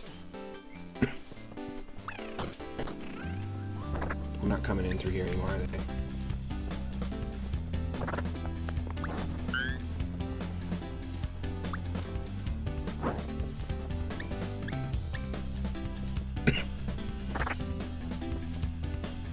Got the keys.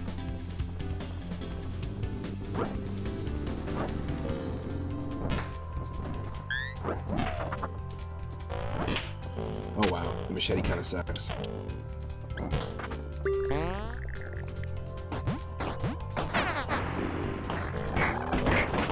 Perfect.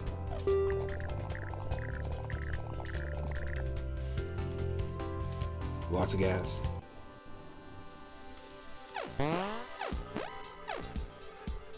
And the medical supplies were key here. The group is now driving down a long stretch of road, no threats on the horizon. There's a trader camp and we have 3 food. I'm gonna ignore.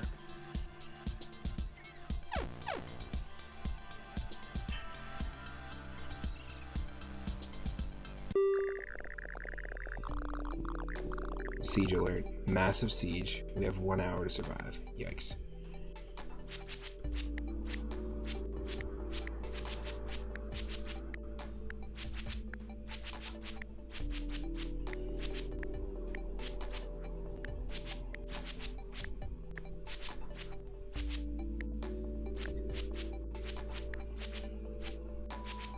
Ooh. There's no light. It's super blinding. Damn it. Get in here.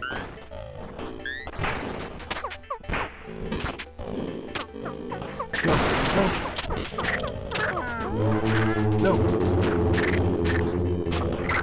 They got us both. You don't have a choice with a siege, right? You have to go into it. You can't skip it. Damn. Dang it.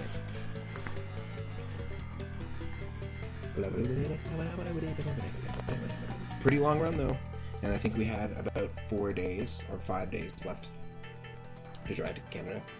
One thing I wish this game did is give you stats at the end.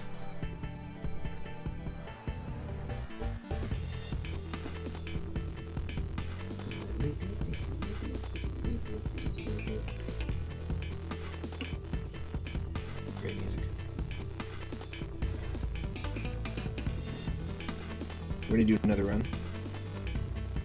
I'm just gonna take a second here before we go into it.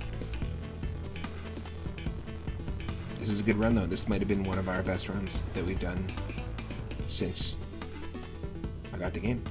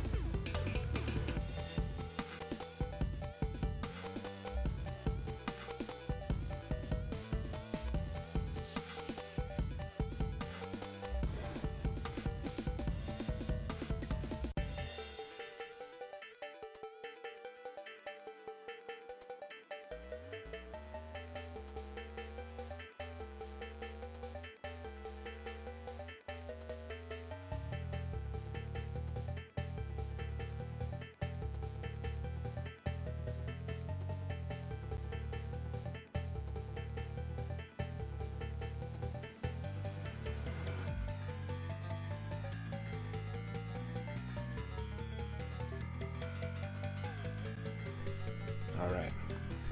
This music's been going for a bit. Thanks for sticking around.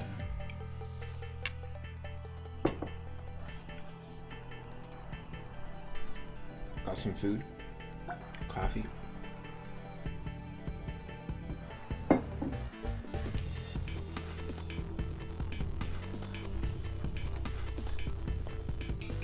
Let's start a new run.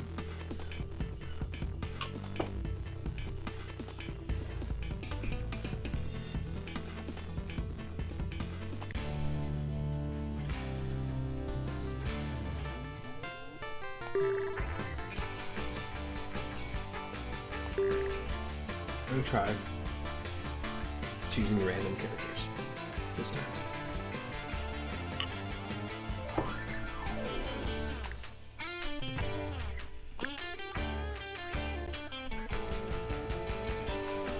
I'm gonna play as Margareta, who's also a martial artist like 3-Up's character, and is a practical character. Okay. My buddy. Alpha, the Mega Buff Bandit. Alpha and Margareta. Let's go. See what happens.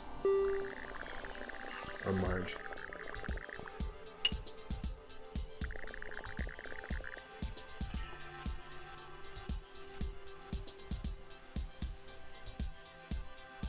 Interesting. Character stats are initially hidden.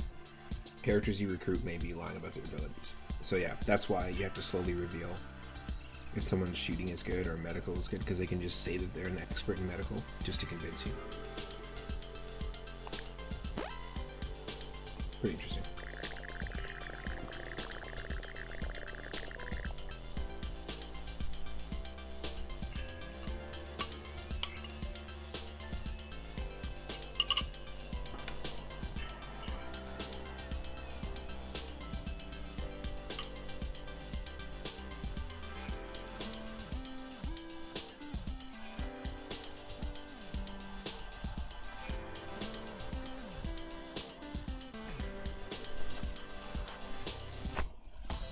We can do the rest off here. Because I've tried both of these, but I haven't tried this.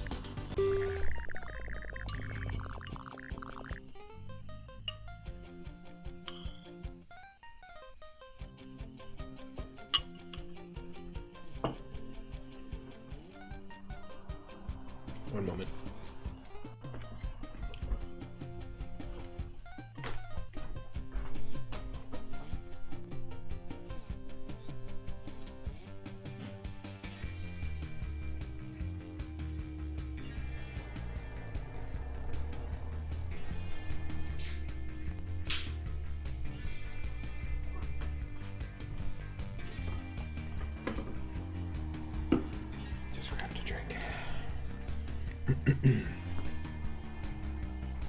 Let's do it. Alpha's carrying the metal pipe. And Margareta has good morale. Practical. She misses hot water heaters most of all. Alpha wears pants that are no longer in style. That's it. Low loyalty.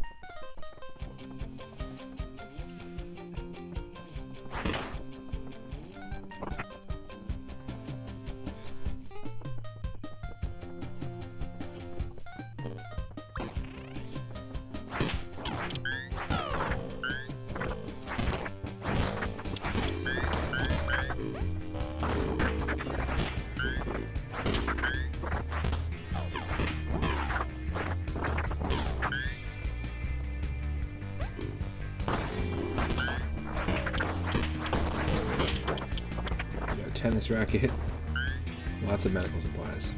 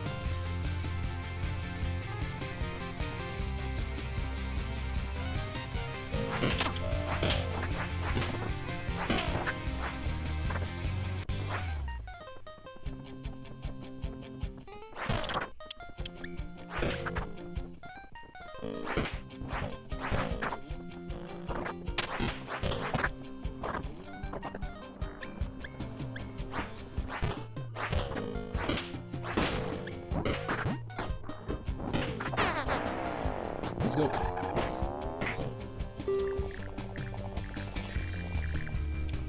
Wow. Mostly the food is the best part. Best thing that happened to that in that aspect of the run.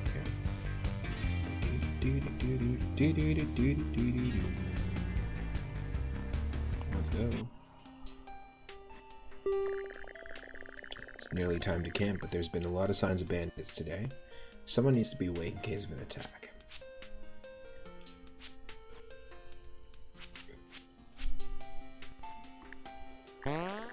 Alpha stands guard for the night.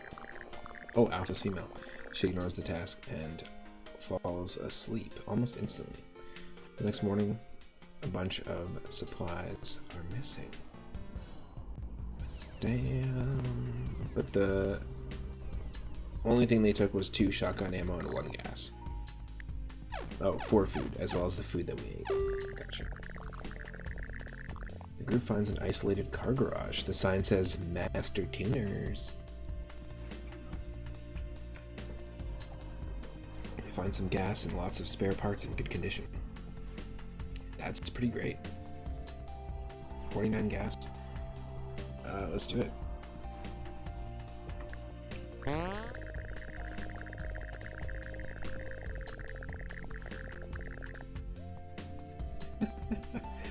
Margareta tries to repair the car in the hope that it goes a little further before breaking down.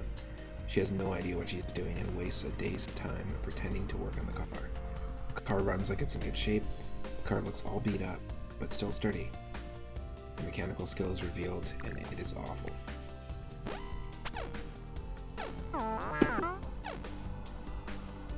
This is bull crap.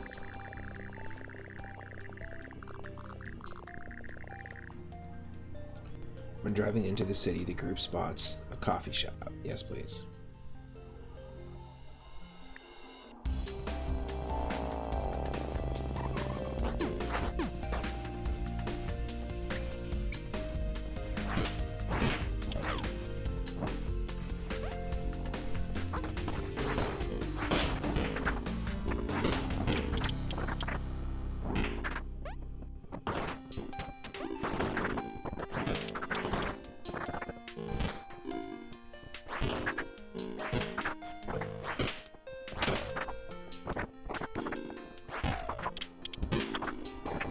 There's a person behind the counter.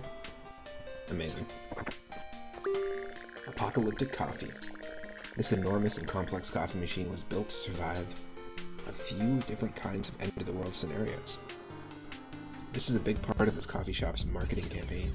Truth in advertising. It still works. Margareta gets some coffee. She sprays some coffee into an old cup lying around and then drinks it. She feels all coffeeed up. No, we fast now. Yep. Someone dropped a bullet in that toilet there. If you know what I mean.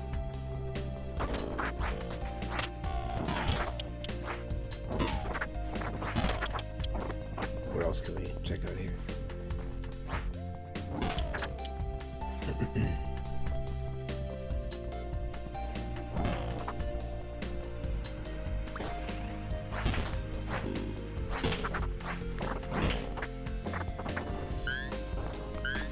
Food, bullets.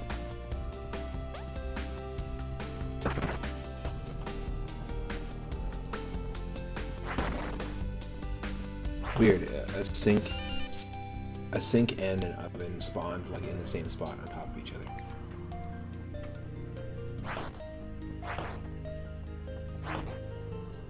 Weird.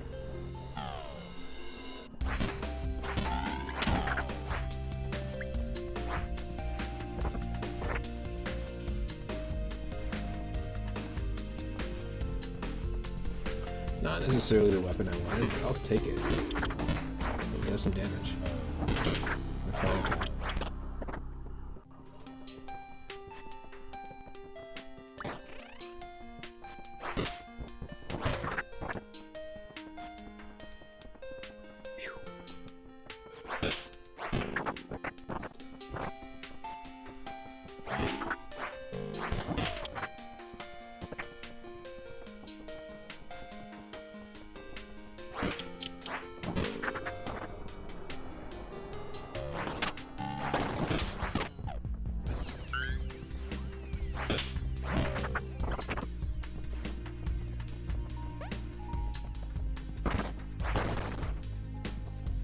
I hate TV.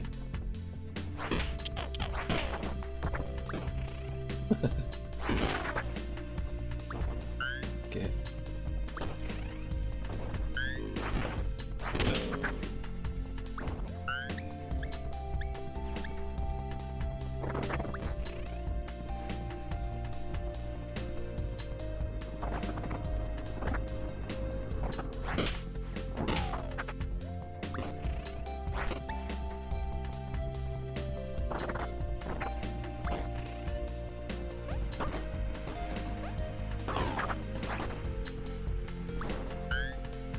Nice. Worth it for the medkit.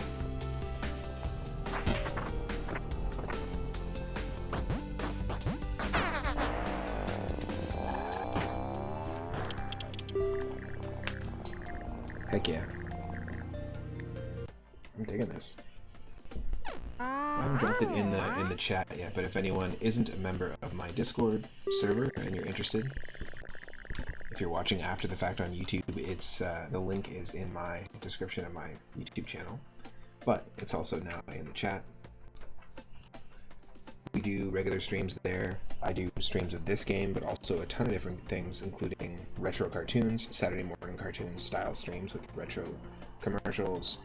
Sometimes we do movie nights, and today there was Teenage Mutant Ninja Turtles 3 going on.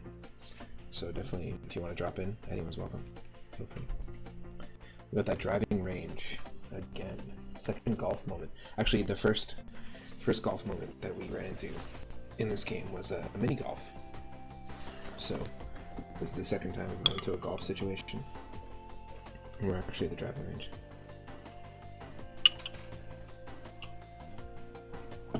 There are zombies approaching from the driving range. Do we shoot golf balls at the zombies? It's not going to do much. That's very Shaun of the Dead. But I don't think it's going to do much. Oh, I just hit my funny bone. That's the worst.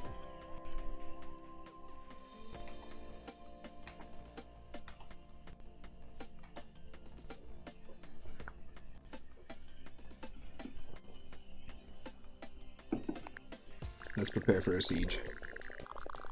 Zombies start hitting the door of the pro shop. There's not much time to prepare before the door breaks. Very large. Horde size.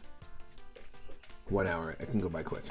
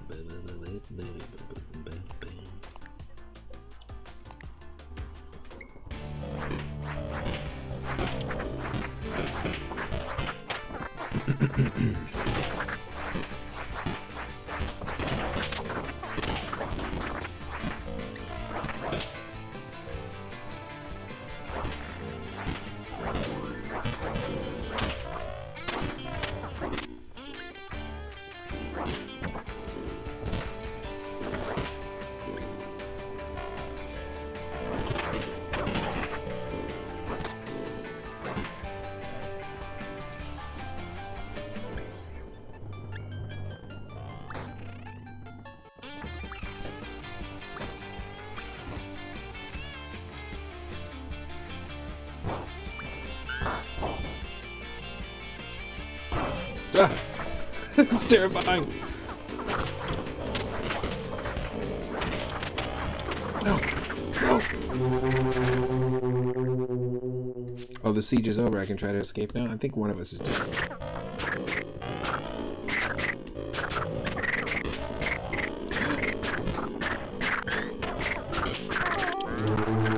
No! Tell everyone my last words were cool. That sucks.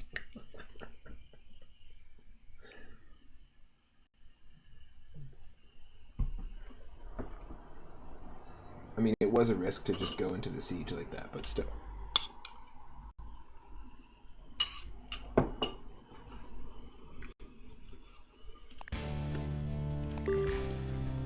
Lucky number 3.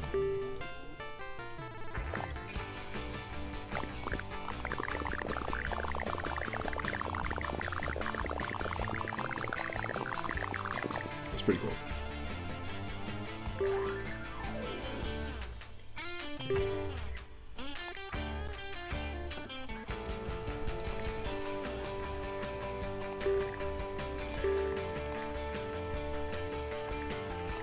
Okay, I'll do 3 up, and then how about Eddie? Gungeoneer. Eddie the Gungeoneer. We both have mysterious pasts. Go for it.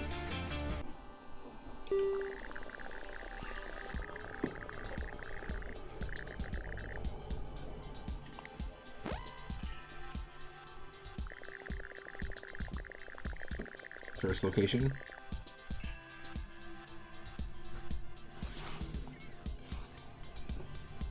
House on the road. The group spots a house on the road. It looks fairly quiet from the outside. Calm and sparse. That's what I like. As a gungeoneer, Eddie starts with a crowbar.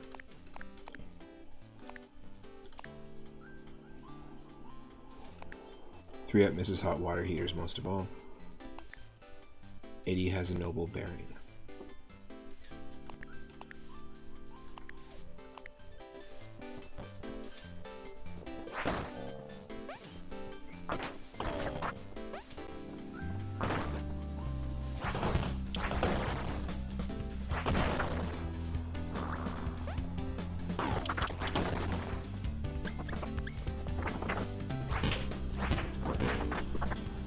Nice.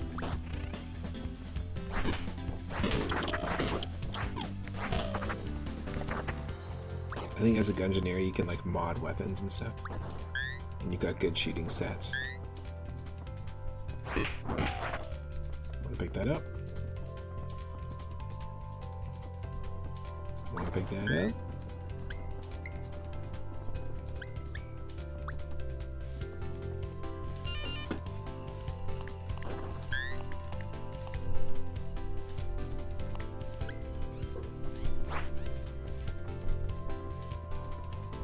I had to pick it up and hand it to you, but that's fine.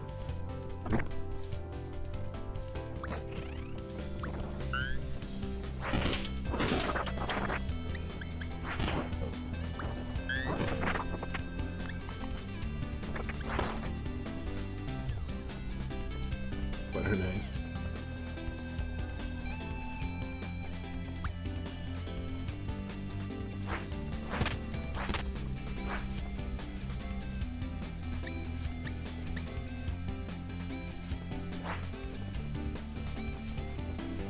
Apparently we're taking a spoon with us.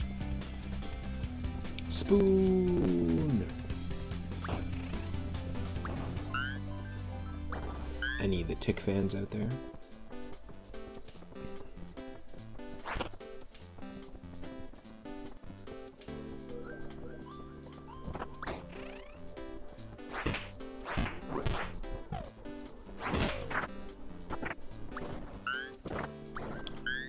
Food in the grandfather clock.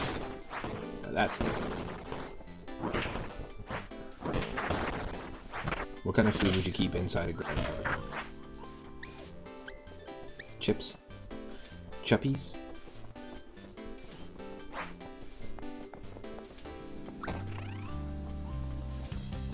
I see you brought chuppos to the party.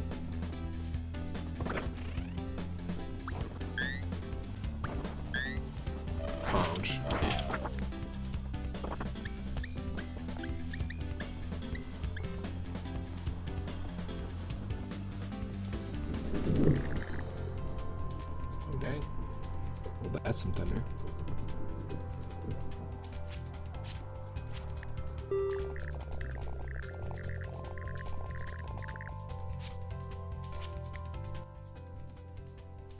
Here we go. The group goes against their judgment and camps in a city apartment. Because there's no zombies around, so why not? But when they wake up, the building's on fire. Do we plan out our escape, or do we run out now? Probably don't have time. The group runs out of that situation. Unfortunately, a lot of supplies got left behind that weren't in the car. So we lost some ammo, a little bit of food. The main thing we really lost was 3 food.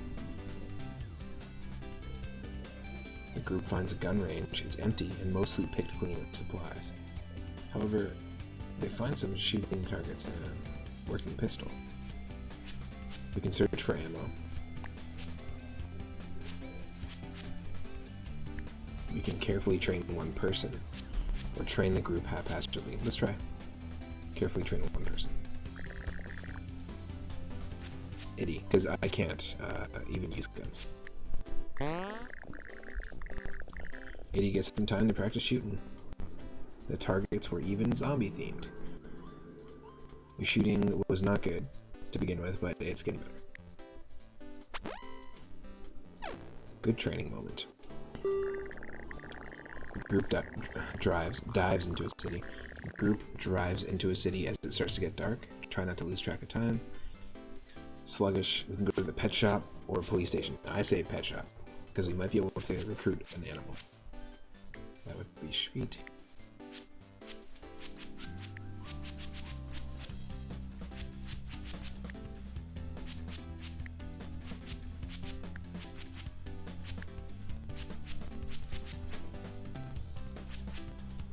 Let's go for it. Pet shop of horrors.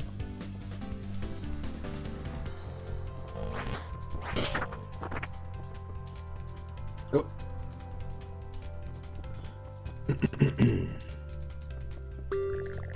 Dog pack. The dog is feral. It's no longer capable of trusting humans. This dog's eyes glimmer with recognition for a brief moment. Leave the dog alone. Food. Food. Food.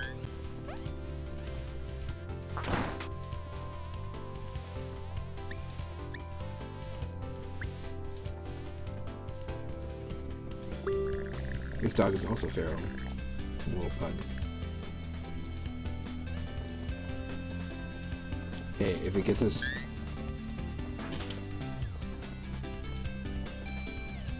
food, I'm down. Oh, what the? Oh, that's the first one. No, that's not the first one. That's the third dog we've seen. But they all the same. They all the same. Anything else in here? It's not looking like it.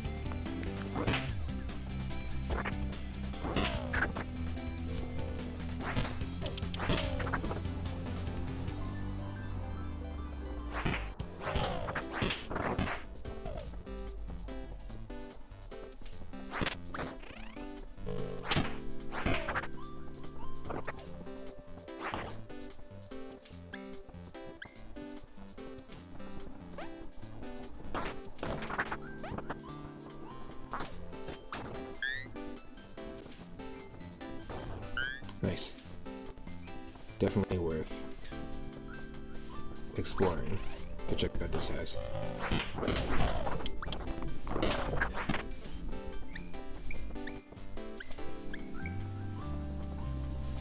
This is such a fun game, honestly. I'm having a blast with this because every single run is just completely different.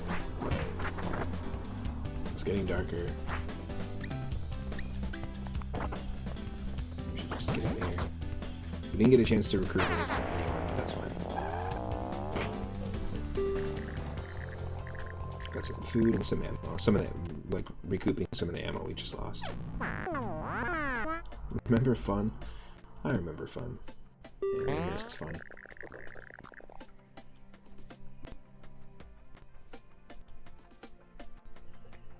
I'm having a blast. I don't know about you.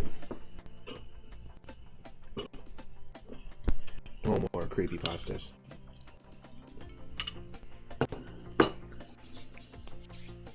How do we know it's going to be brutal? Should we tell scary stories?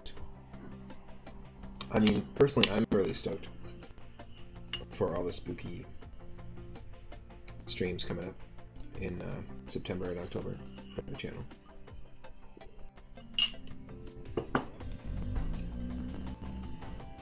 But we should probably not lose any sleep.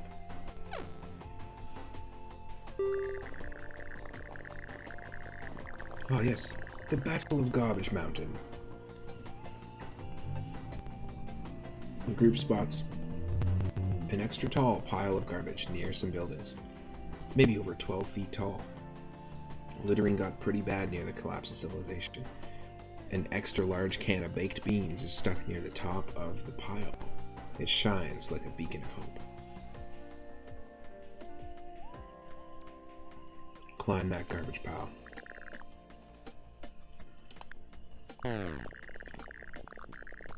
Oh no! 3-Up climbs the garbage pile. It collapses with him on it. 3-Up's fitness increases, but he's hurt. Garbage gets all over 3-Up. It was worth it. It was all for the beans. We did it for the beans.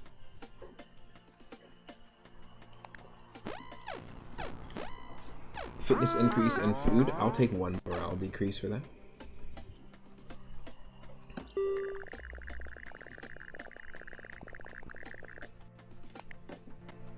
And to get food just before we enter a trading camp is pretty convenient. Let's see what we can do here. I appreciate that all the trading camps or trader camps are very different. Some of them have established buildings, some of them are just a few tents or campsites.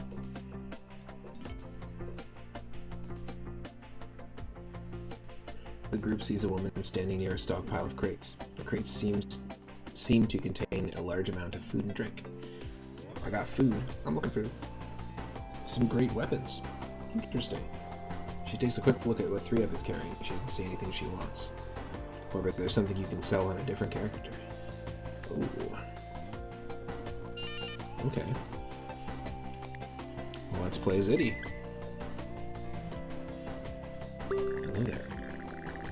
The group sees a woman standing near a stockpile of crates. Ah, the same thing, eh? If we sell our rifle, we get 1 food. Ooh. No, no, no. You can't see my hand waving her away, but that's what's happening right now.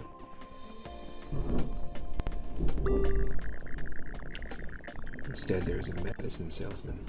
Oh, here it comes. Here comes that rain.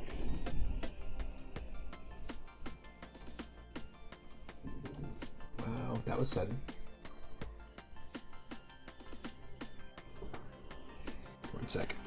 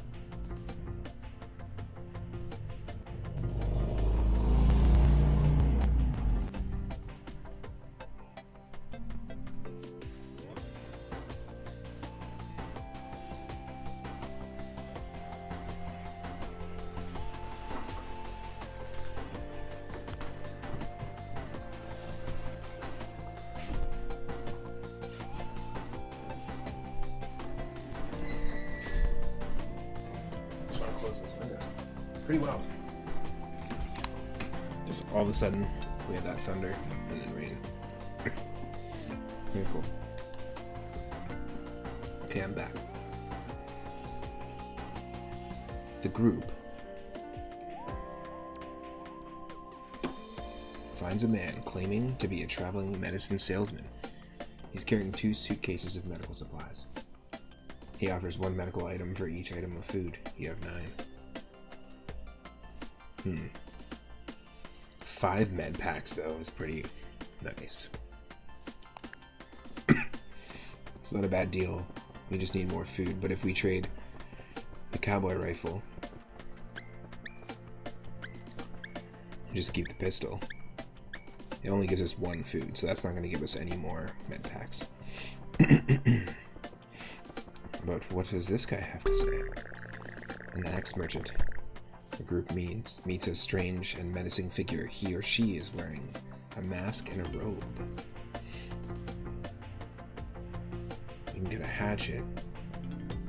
I think we can find a hatchet though somewhere and just pick it up. I'm good.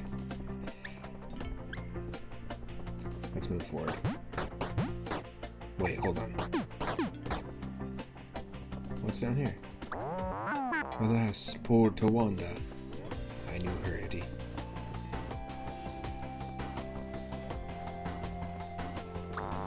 Alas, poor Terry. I knew her, Eddie. Oh, lots of people here. Damn. It is what it is.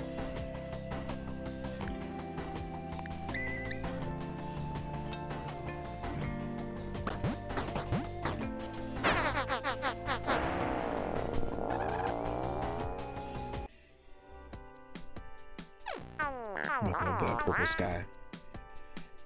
I don't think I can ever get tired of canned meat. The group finds a new person named Kaylee. She is alone and wants to join the team. Kaylee claims to be experienced in medical matters. She says she never had a degree but learned a lot on the streets. Oh, do we trust this person?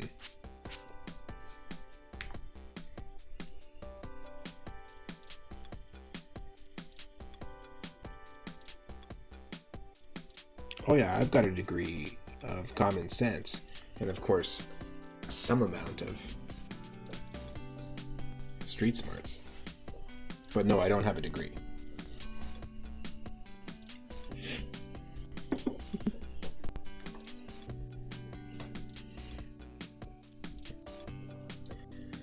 Neither of us have particularly good medical skills right now, so let's take the gamble. Keep in mind, anyone can, in the chat, if you want to get involved, if you want to backseat get involved in the decision-making, feel free. You're more than welcome to. Let's do it. Let's ask Kaylee to join. The group accepts Kaylee to the team. She joins the team. Onward to Canada. Actually turned out to be a nice day today. Okay, so let's take a look and see.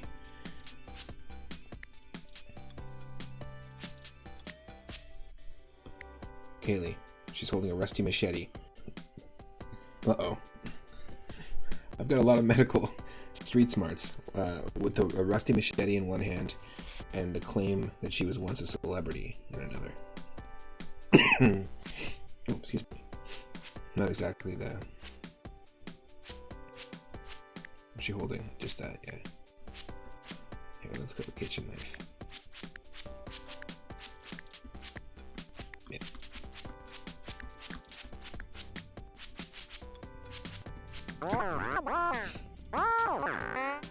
Oh, damn. Today was a nice day. What's so nice about it? Well, the city is covered with hordes of undead and wreckage that's been touched by a previous fire. The group gets surrounded, and their only chance is sprinting through the sewers. Oof. Okay. Stick together. I love that the music also has a reverb on it, as well as the sound effects.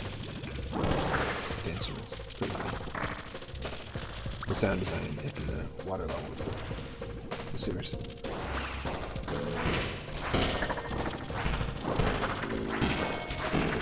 we do way more damage than we would with a handheld weapon, just punching.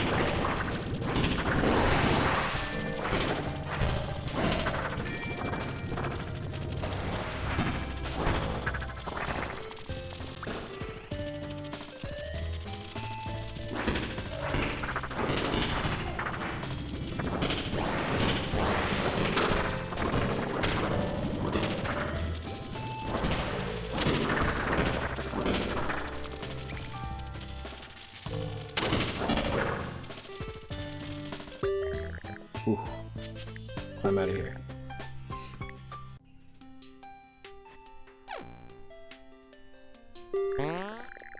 The group feels inspired after managing to survive that situation. They feel like they're getting the hang of this. Do we give Kaylee faster run speed? Everyone better mechanical? Everyone better shooting?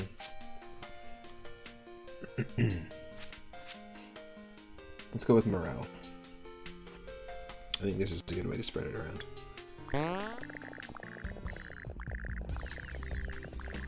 3 up got better fitness, 80 got better shooting, perfect. And Kaylee's as well. Nice.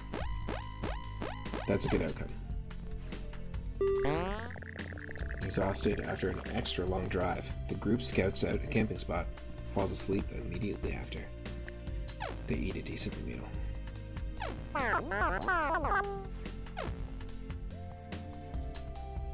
We're out of gas. Whoa, it's Elvis D. Luffy. Elvis, is that you? It's nice to see a familiar face. We ran a run with Elvis yesterday. He pokes the dirt with a stick. Maybe he's drawing plans, maybe he's just poking dirt with a stick. He's resilient and an explorer, and the explorer trait gives us a bunch of extra options. So yeah, absolutely. Elvis has entered the building. Now this is a custom character I made that's supposed to be like if Elvis Presley was still around, but he was a huge fan of One Piece. While walking along a dirt road, Kaylee thought she spotted a car, but it was just a rock.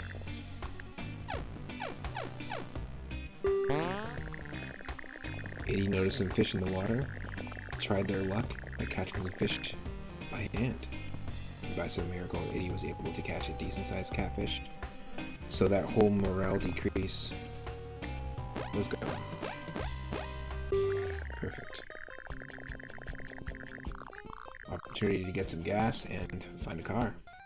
And I want to take a quick look at Elvis D. Luffy here, though. He's holding a rebar as a weapon. Great morale. Elvis D. Luffy's gonna make it to Canada this time. He's confident.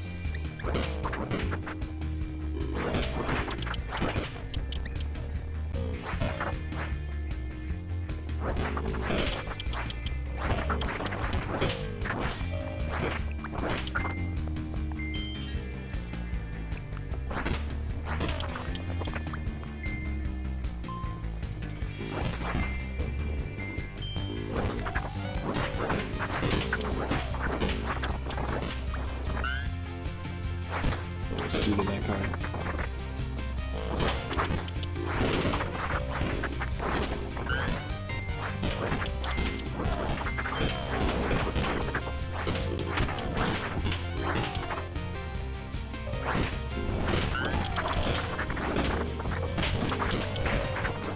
This is our car. Let's go.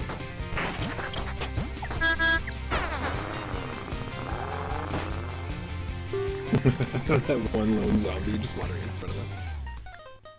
Hey, we got 117 gas from that. Hell yeah. Traffic jam. A sea of cars blocks the road ahead. The pileup is so bad there's no obvious way through. Kaylee says we can find a new route. Or Eddie says aggressive off-roading. I mean, is this not a truck that we have? Let's take a quick look at our car.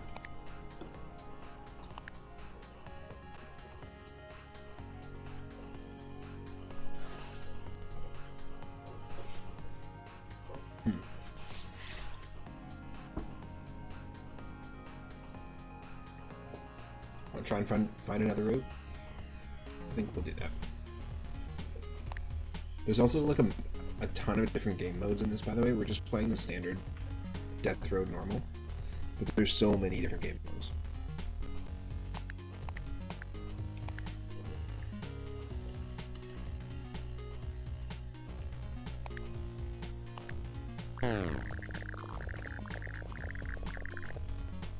Ah, damn it.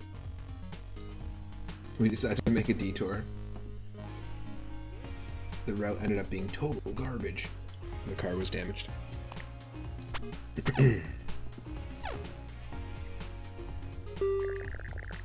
As the group explores a campsite, they're ambushed by bandits.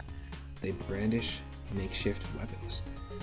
They demand all of your weapons. This is ludicrous. Not even bandits will usually do this, as it's a slow but sure death sentence.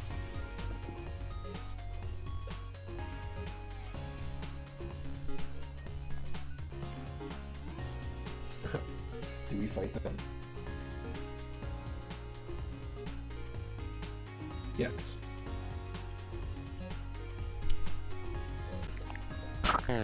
The group decides to take their chances in the fight. The bandits' weapons are crude, but they're still dangerous. Damn. Kaylee was double hurt. So was Elvis. Oof. While driving on the death road, the group decides to make a stop for supplies. Quiet farm, barn rescue, or hunting lodge. Okay. So when the text is white, it's just a standard option. When it's red like this, it means it's going to be particularly difficult. I've never seen the flashing option before, and I kind of wanted to do it. There are 4 of us. Let's see what happens. Hunting lodge. It's a first for everything. The group spots a sign pointing the way to a nearby hunting lodge. In the same direction, some stragglers of a wandering horde are visible. Beware. It's a moderately sized horde. They're mega cheesed.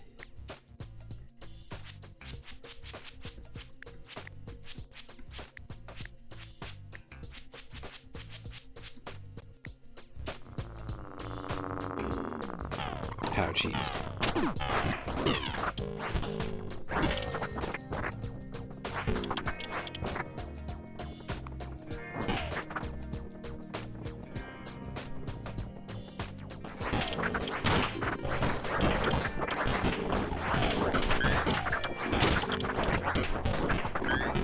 They're just angry.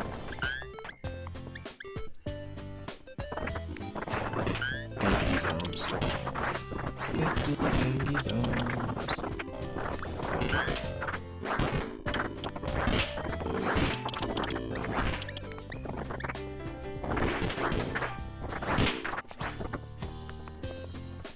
Ooh.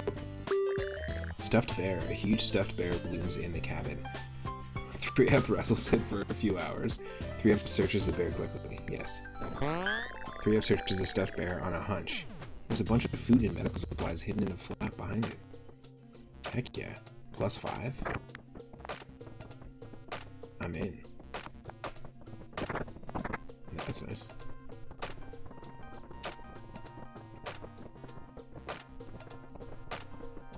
Pretty big area, but it looks to me like maybe the cabin is the only thing to explore.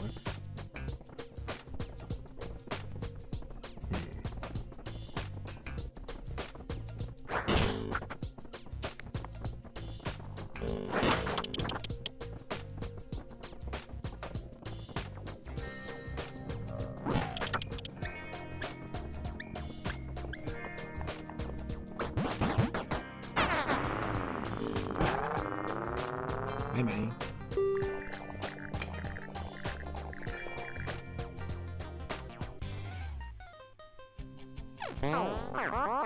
My weapons were a lot cleaner than they should be, or are a lot cleaner than they should be. The group finds a cabin in the woods with no zombies in sight, and it has a wood stove in it. Who's gonna chop the wood? Let's say Elvis.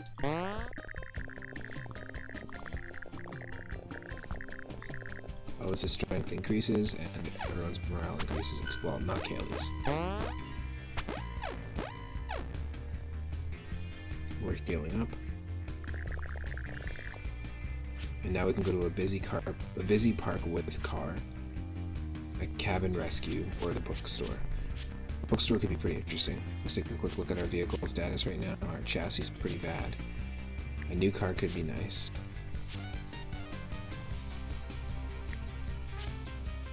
But let's do it. Let's go to the bookstore. The group sees a large bookstore. Most of the books and magazines have gotten wet and rotted by now, but one here remains in good condition. Get something to read.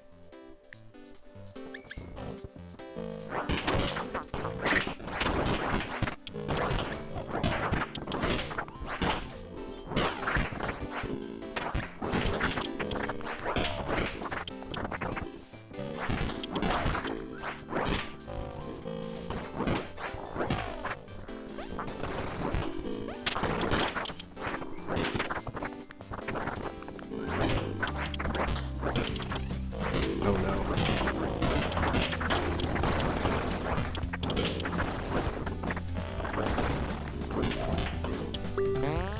Spirit finds a book in good condition among the ruined magazines and books. The book's title is The Science of Shooting, and he steps into his pocket.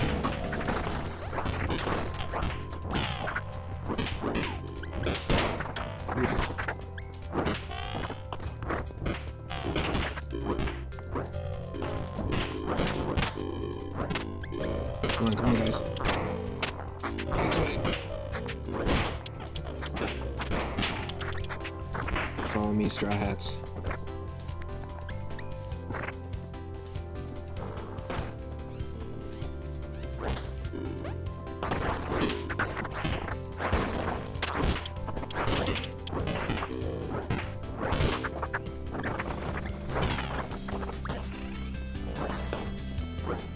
Nope, get out of here. This is a bad place to be.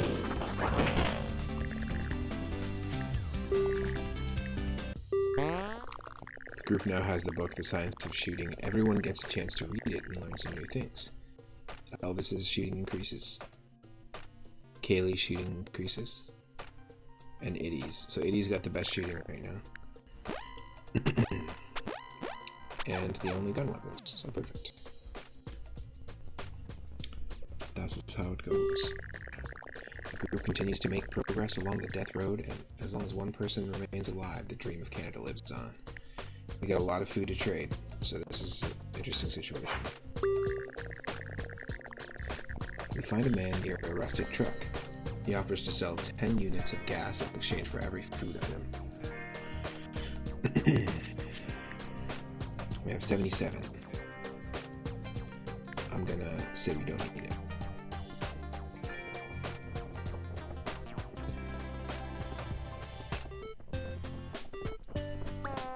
Hey, get out of our house.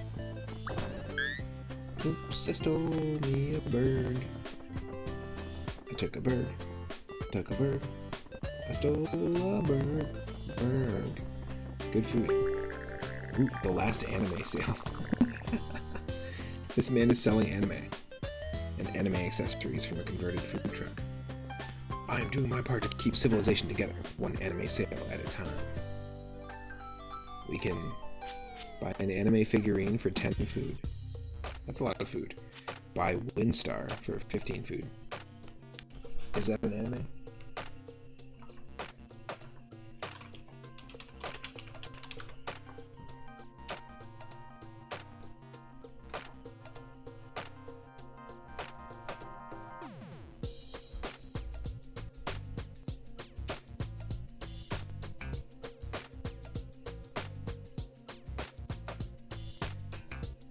The Windstar is a gigantic throwing star. Okay, just making sure. So it's a weapon. I'm gonna say buy no anime. No anime today.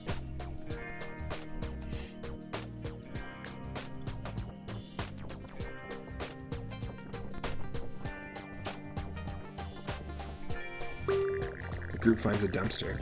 It's locked tight with a slot in the side, and there are weapon names and prices scrawled near the hole. Drop the food in here, says a tiny voice in the dumpster. You have 18 food.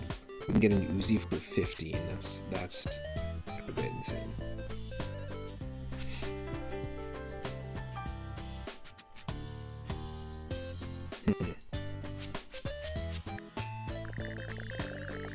I'll do it.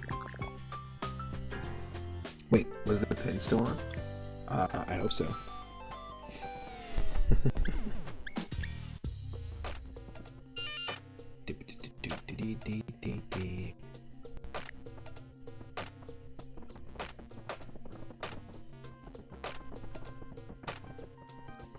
I like these tree sprites. Oh, that's all this is. Food truck and a cabin and a dumpster.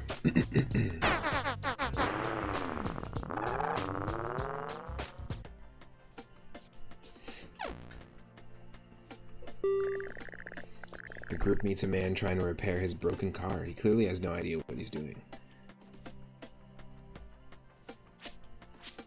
Does Iddy help fix the car? Do we have no time to help?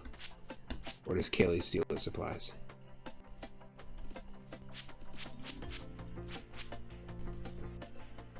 Yeah, this could change the outcome, for sure.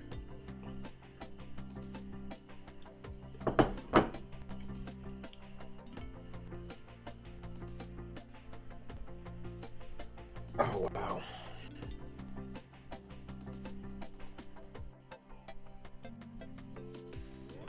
I hit my funny bone earlier, and it's just like killing me right now.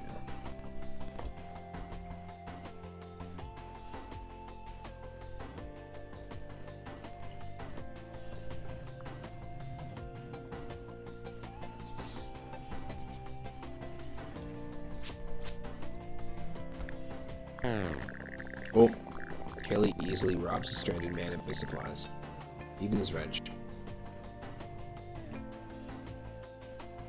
Apparently 3-Up was down, but Iddy was not that into it. It's interesting that these kind of roles, so it shows you what each character thinks of each decision too.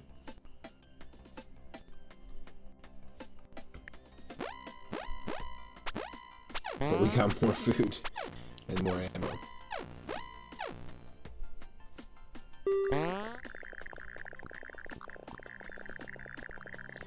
After sleeping and getting a decent meal, camping out in the abandoned mini golf park. In the morning, they find a golf ball and putter while searching the area. The group decides to play a quick game. Elvis's fitness increased. Morale decreased. I know what I'm doing. I've played a lot of zombie games.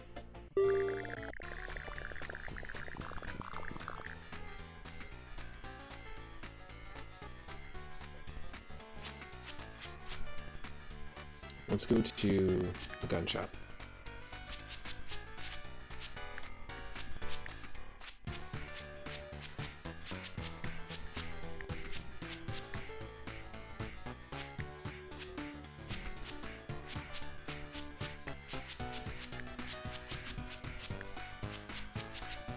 Yep, okay. I feel good about this. Let's go.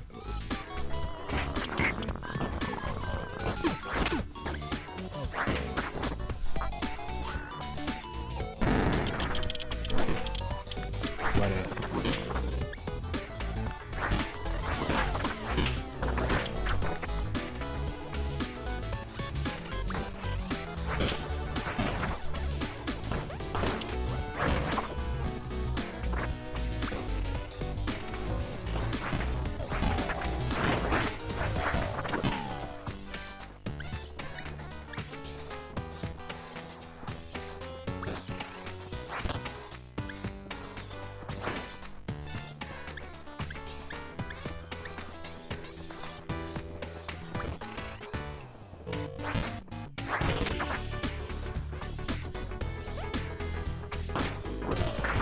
This sounds so much like something like music from New Super Mario Brothers.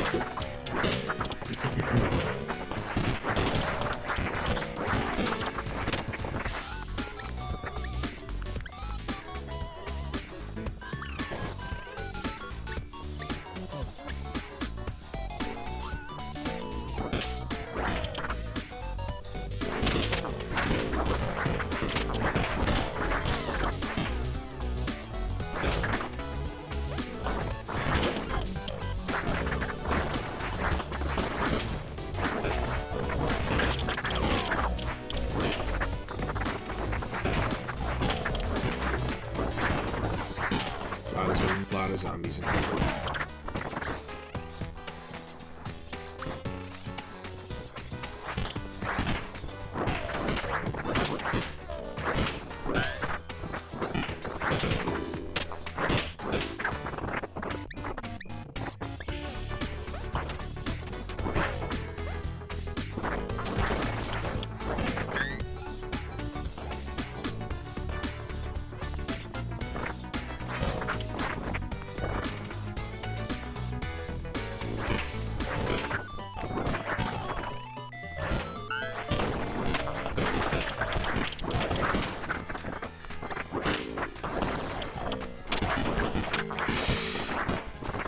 Rough.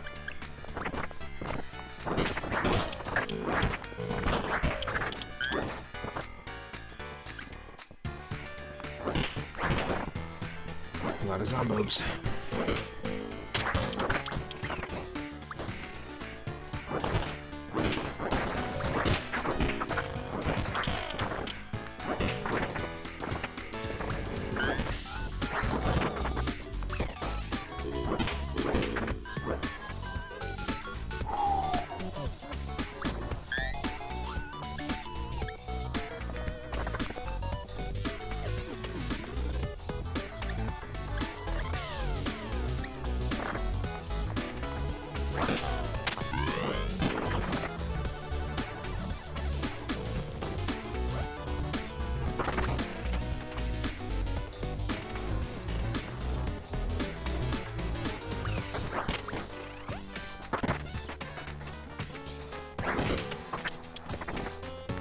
Let's see what we can do here.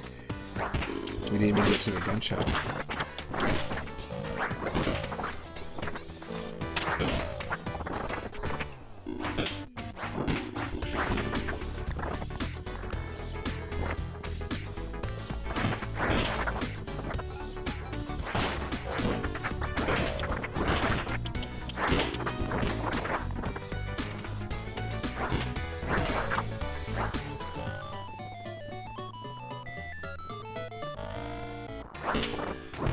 That's where we decided to stop off.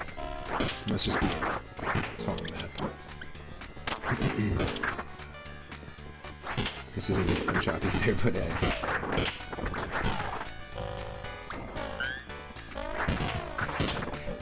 I'll take medkits.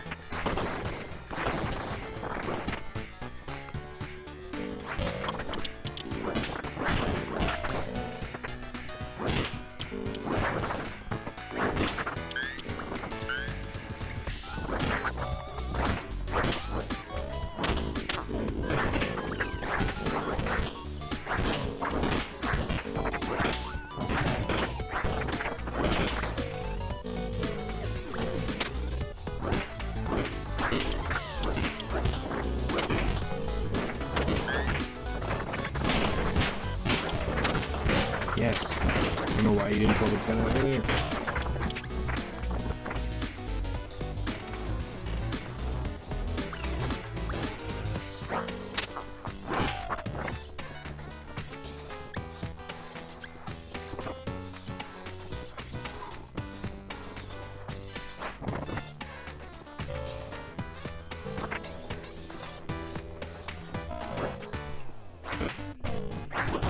I think we passed the shop entirely.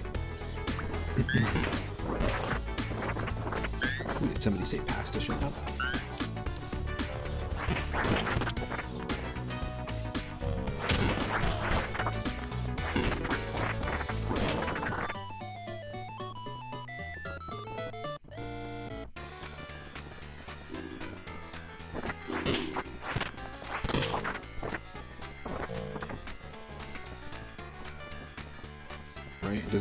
there is even a gun shop. It's not that.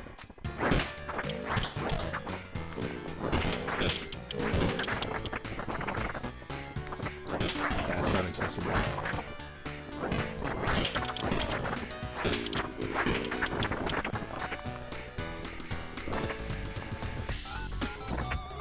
Unless it's right here behind me.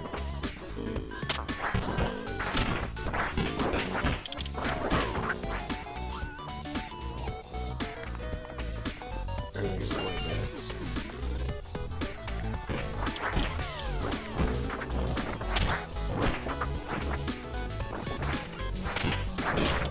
There we explored it all.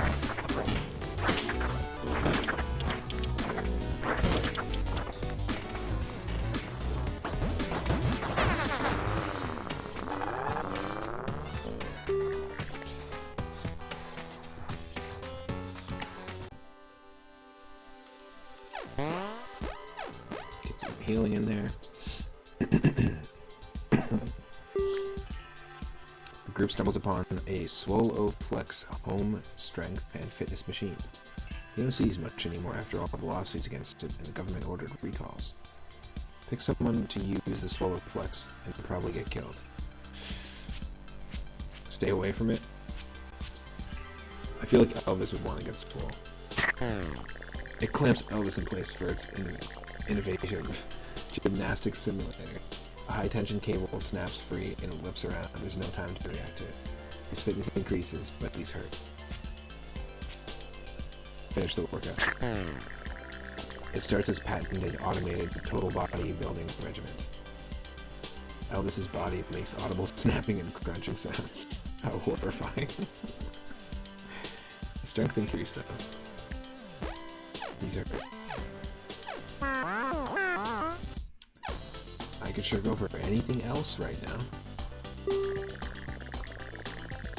The group finds an abandoned campground with a fire pit. Eddie even finds an old, somewhat stale extra pack of marshmallows. Yes. Let's eat. Extra food.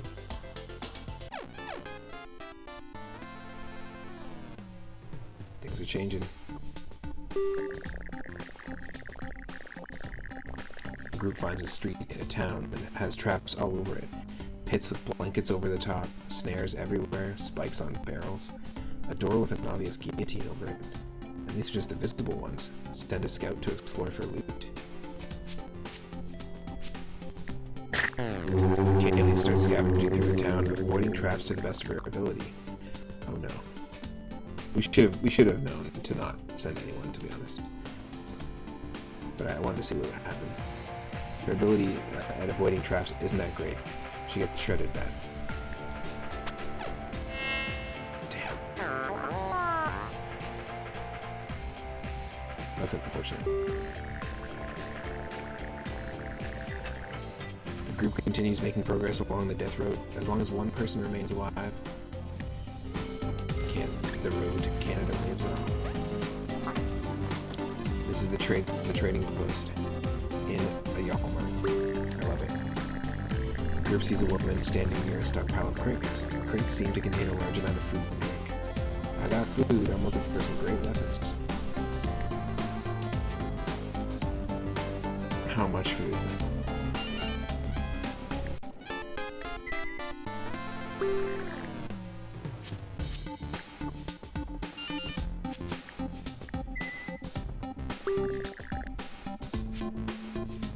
Sell the double barrel shotgun for 3, yeah.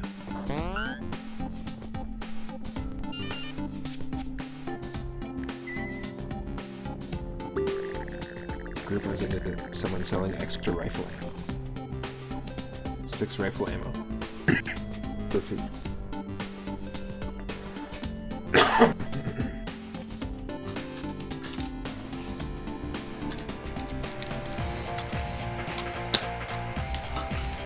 Don't really need it.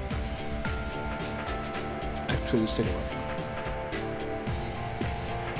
We have 35. No.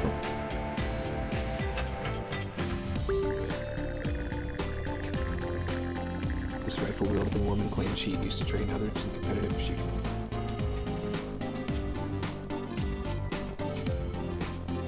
You have 6 food to train. Itty. Itty learned some new tricks with firearms. Zombies beware.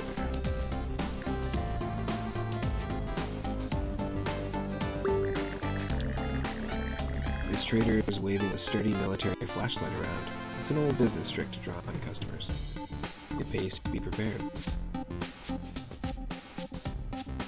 This is a flashlight. Just one that you can use as a weapon that does more damage. This is a flashlight. And healing spray. I'm not gonna do it. I've had it before. It's useful, but it's not like an E10. It's not a must-have. Yeah, I think that's pretty much good.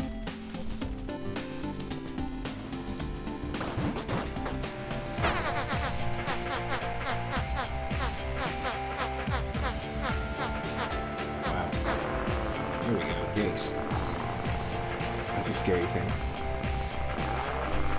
Getting out of the Walmart parking lot. Let's go. Car's in bad shape. I mean, it barely started, so I got you. Elvis says, this is all just like my online zombie video games. Oh shit. The last sale at Walmart. A group tries to evade a large horde. Blocked by debris, they get stuck in a Walmart parking lot. They're gonna have to fight here for a while. 1 hour. We got this. We got this. We got this. We got this.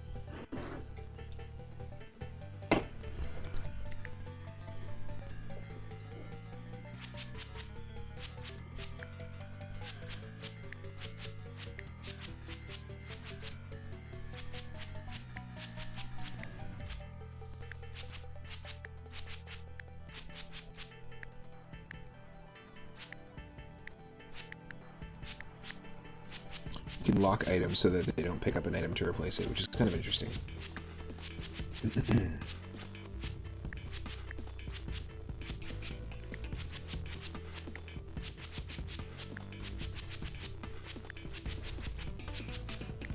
Let's go.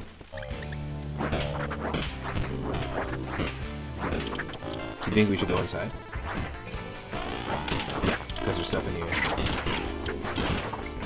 We just need to survive.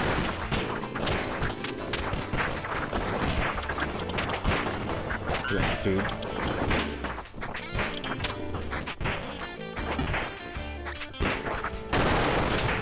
Shit.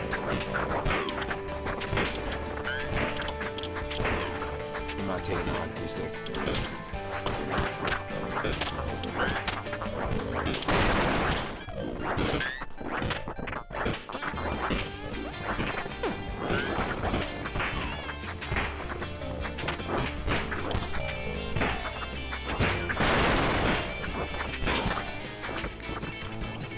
Some combo points.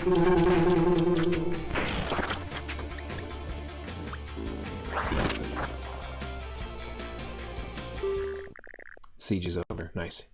Let's go.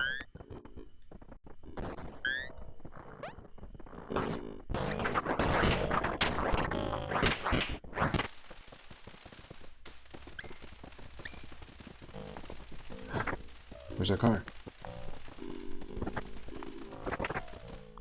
I don't know, lost it.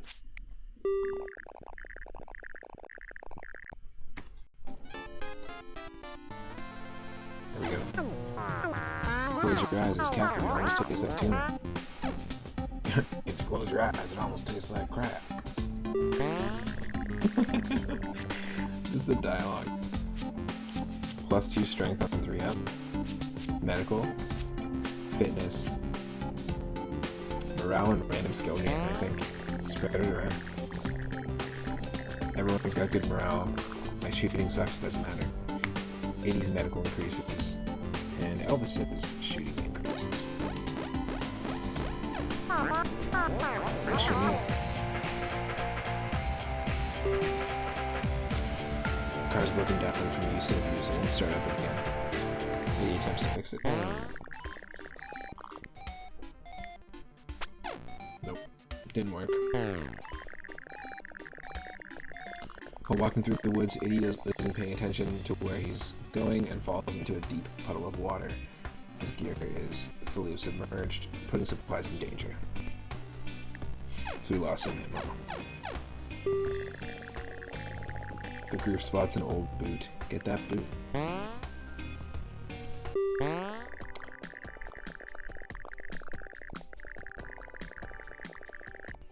Nice. In the sporting goods store, Elvis picked up an SUV for us. Plus 53 gas. At the end of the day, the group hides in a drafty old house. Some zombies roam around the house and the doors of the house are barely on their hinges. So is anyone going to barricade? Yes. Oh no, Elvis really screwed up. He really screwed up. Elvis has not secured the building. He literally killed all of us. You had to do one thing. Just board up the dang doors and windows.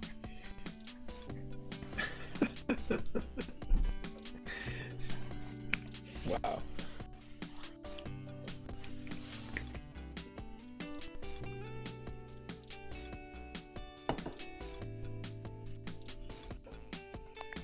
So funny. With no one left to drive the car, the journey to Canada is at an end.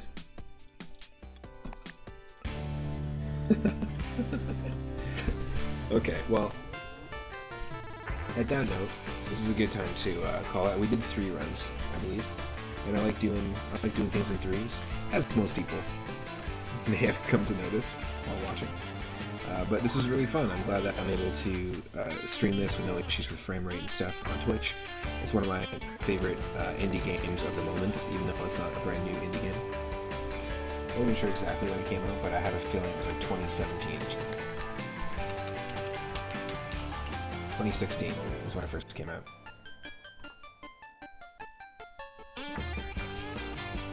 Very cool. Yeah, it's fun.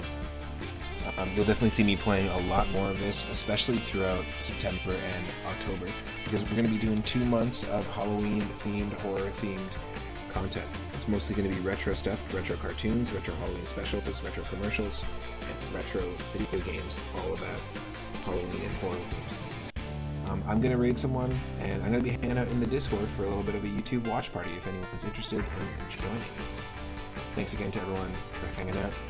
The regulars, the awesome mods. Thank you to Manic Socratic for the follow. Thank you to Outlanda for the follow.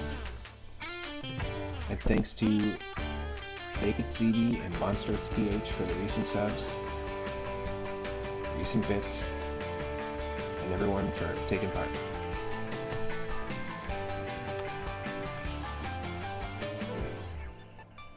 There are many people streaming right now.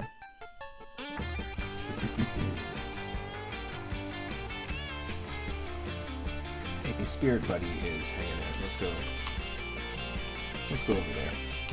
And I will see everyone in the next stream. Take care.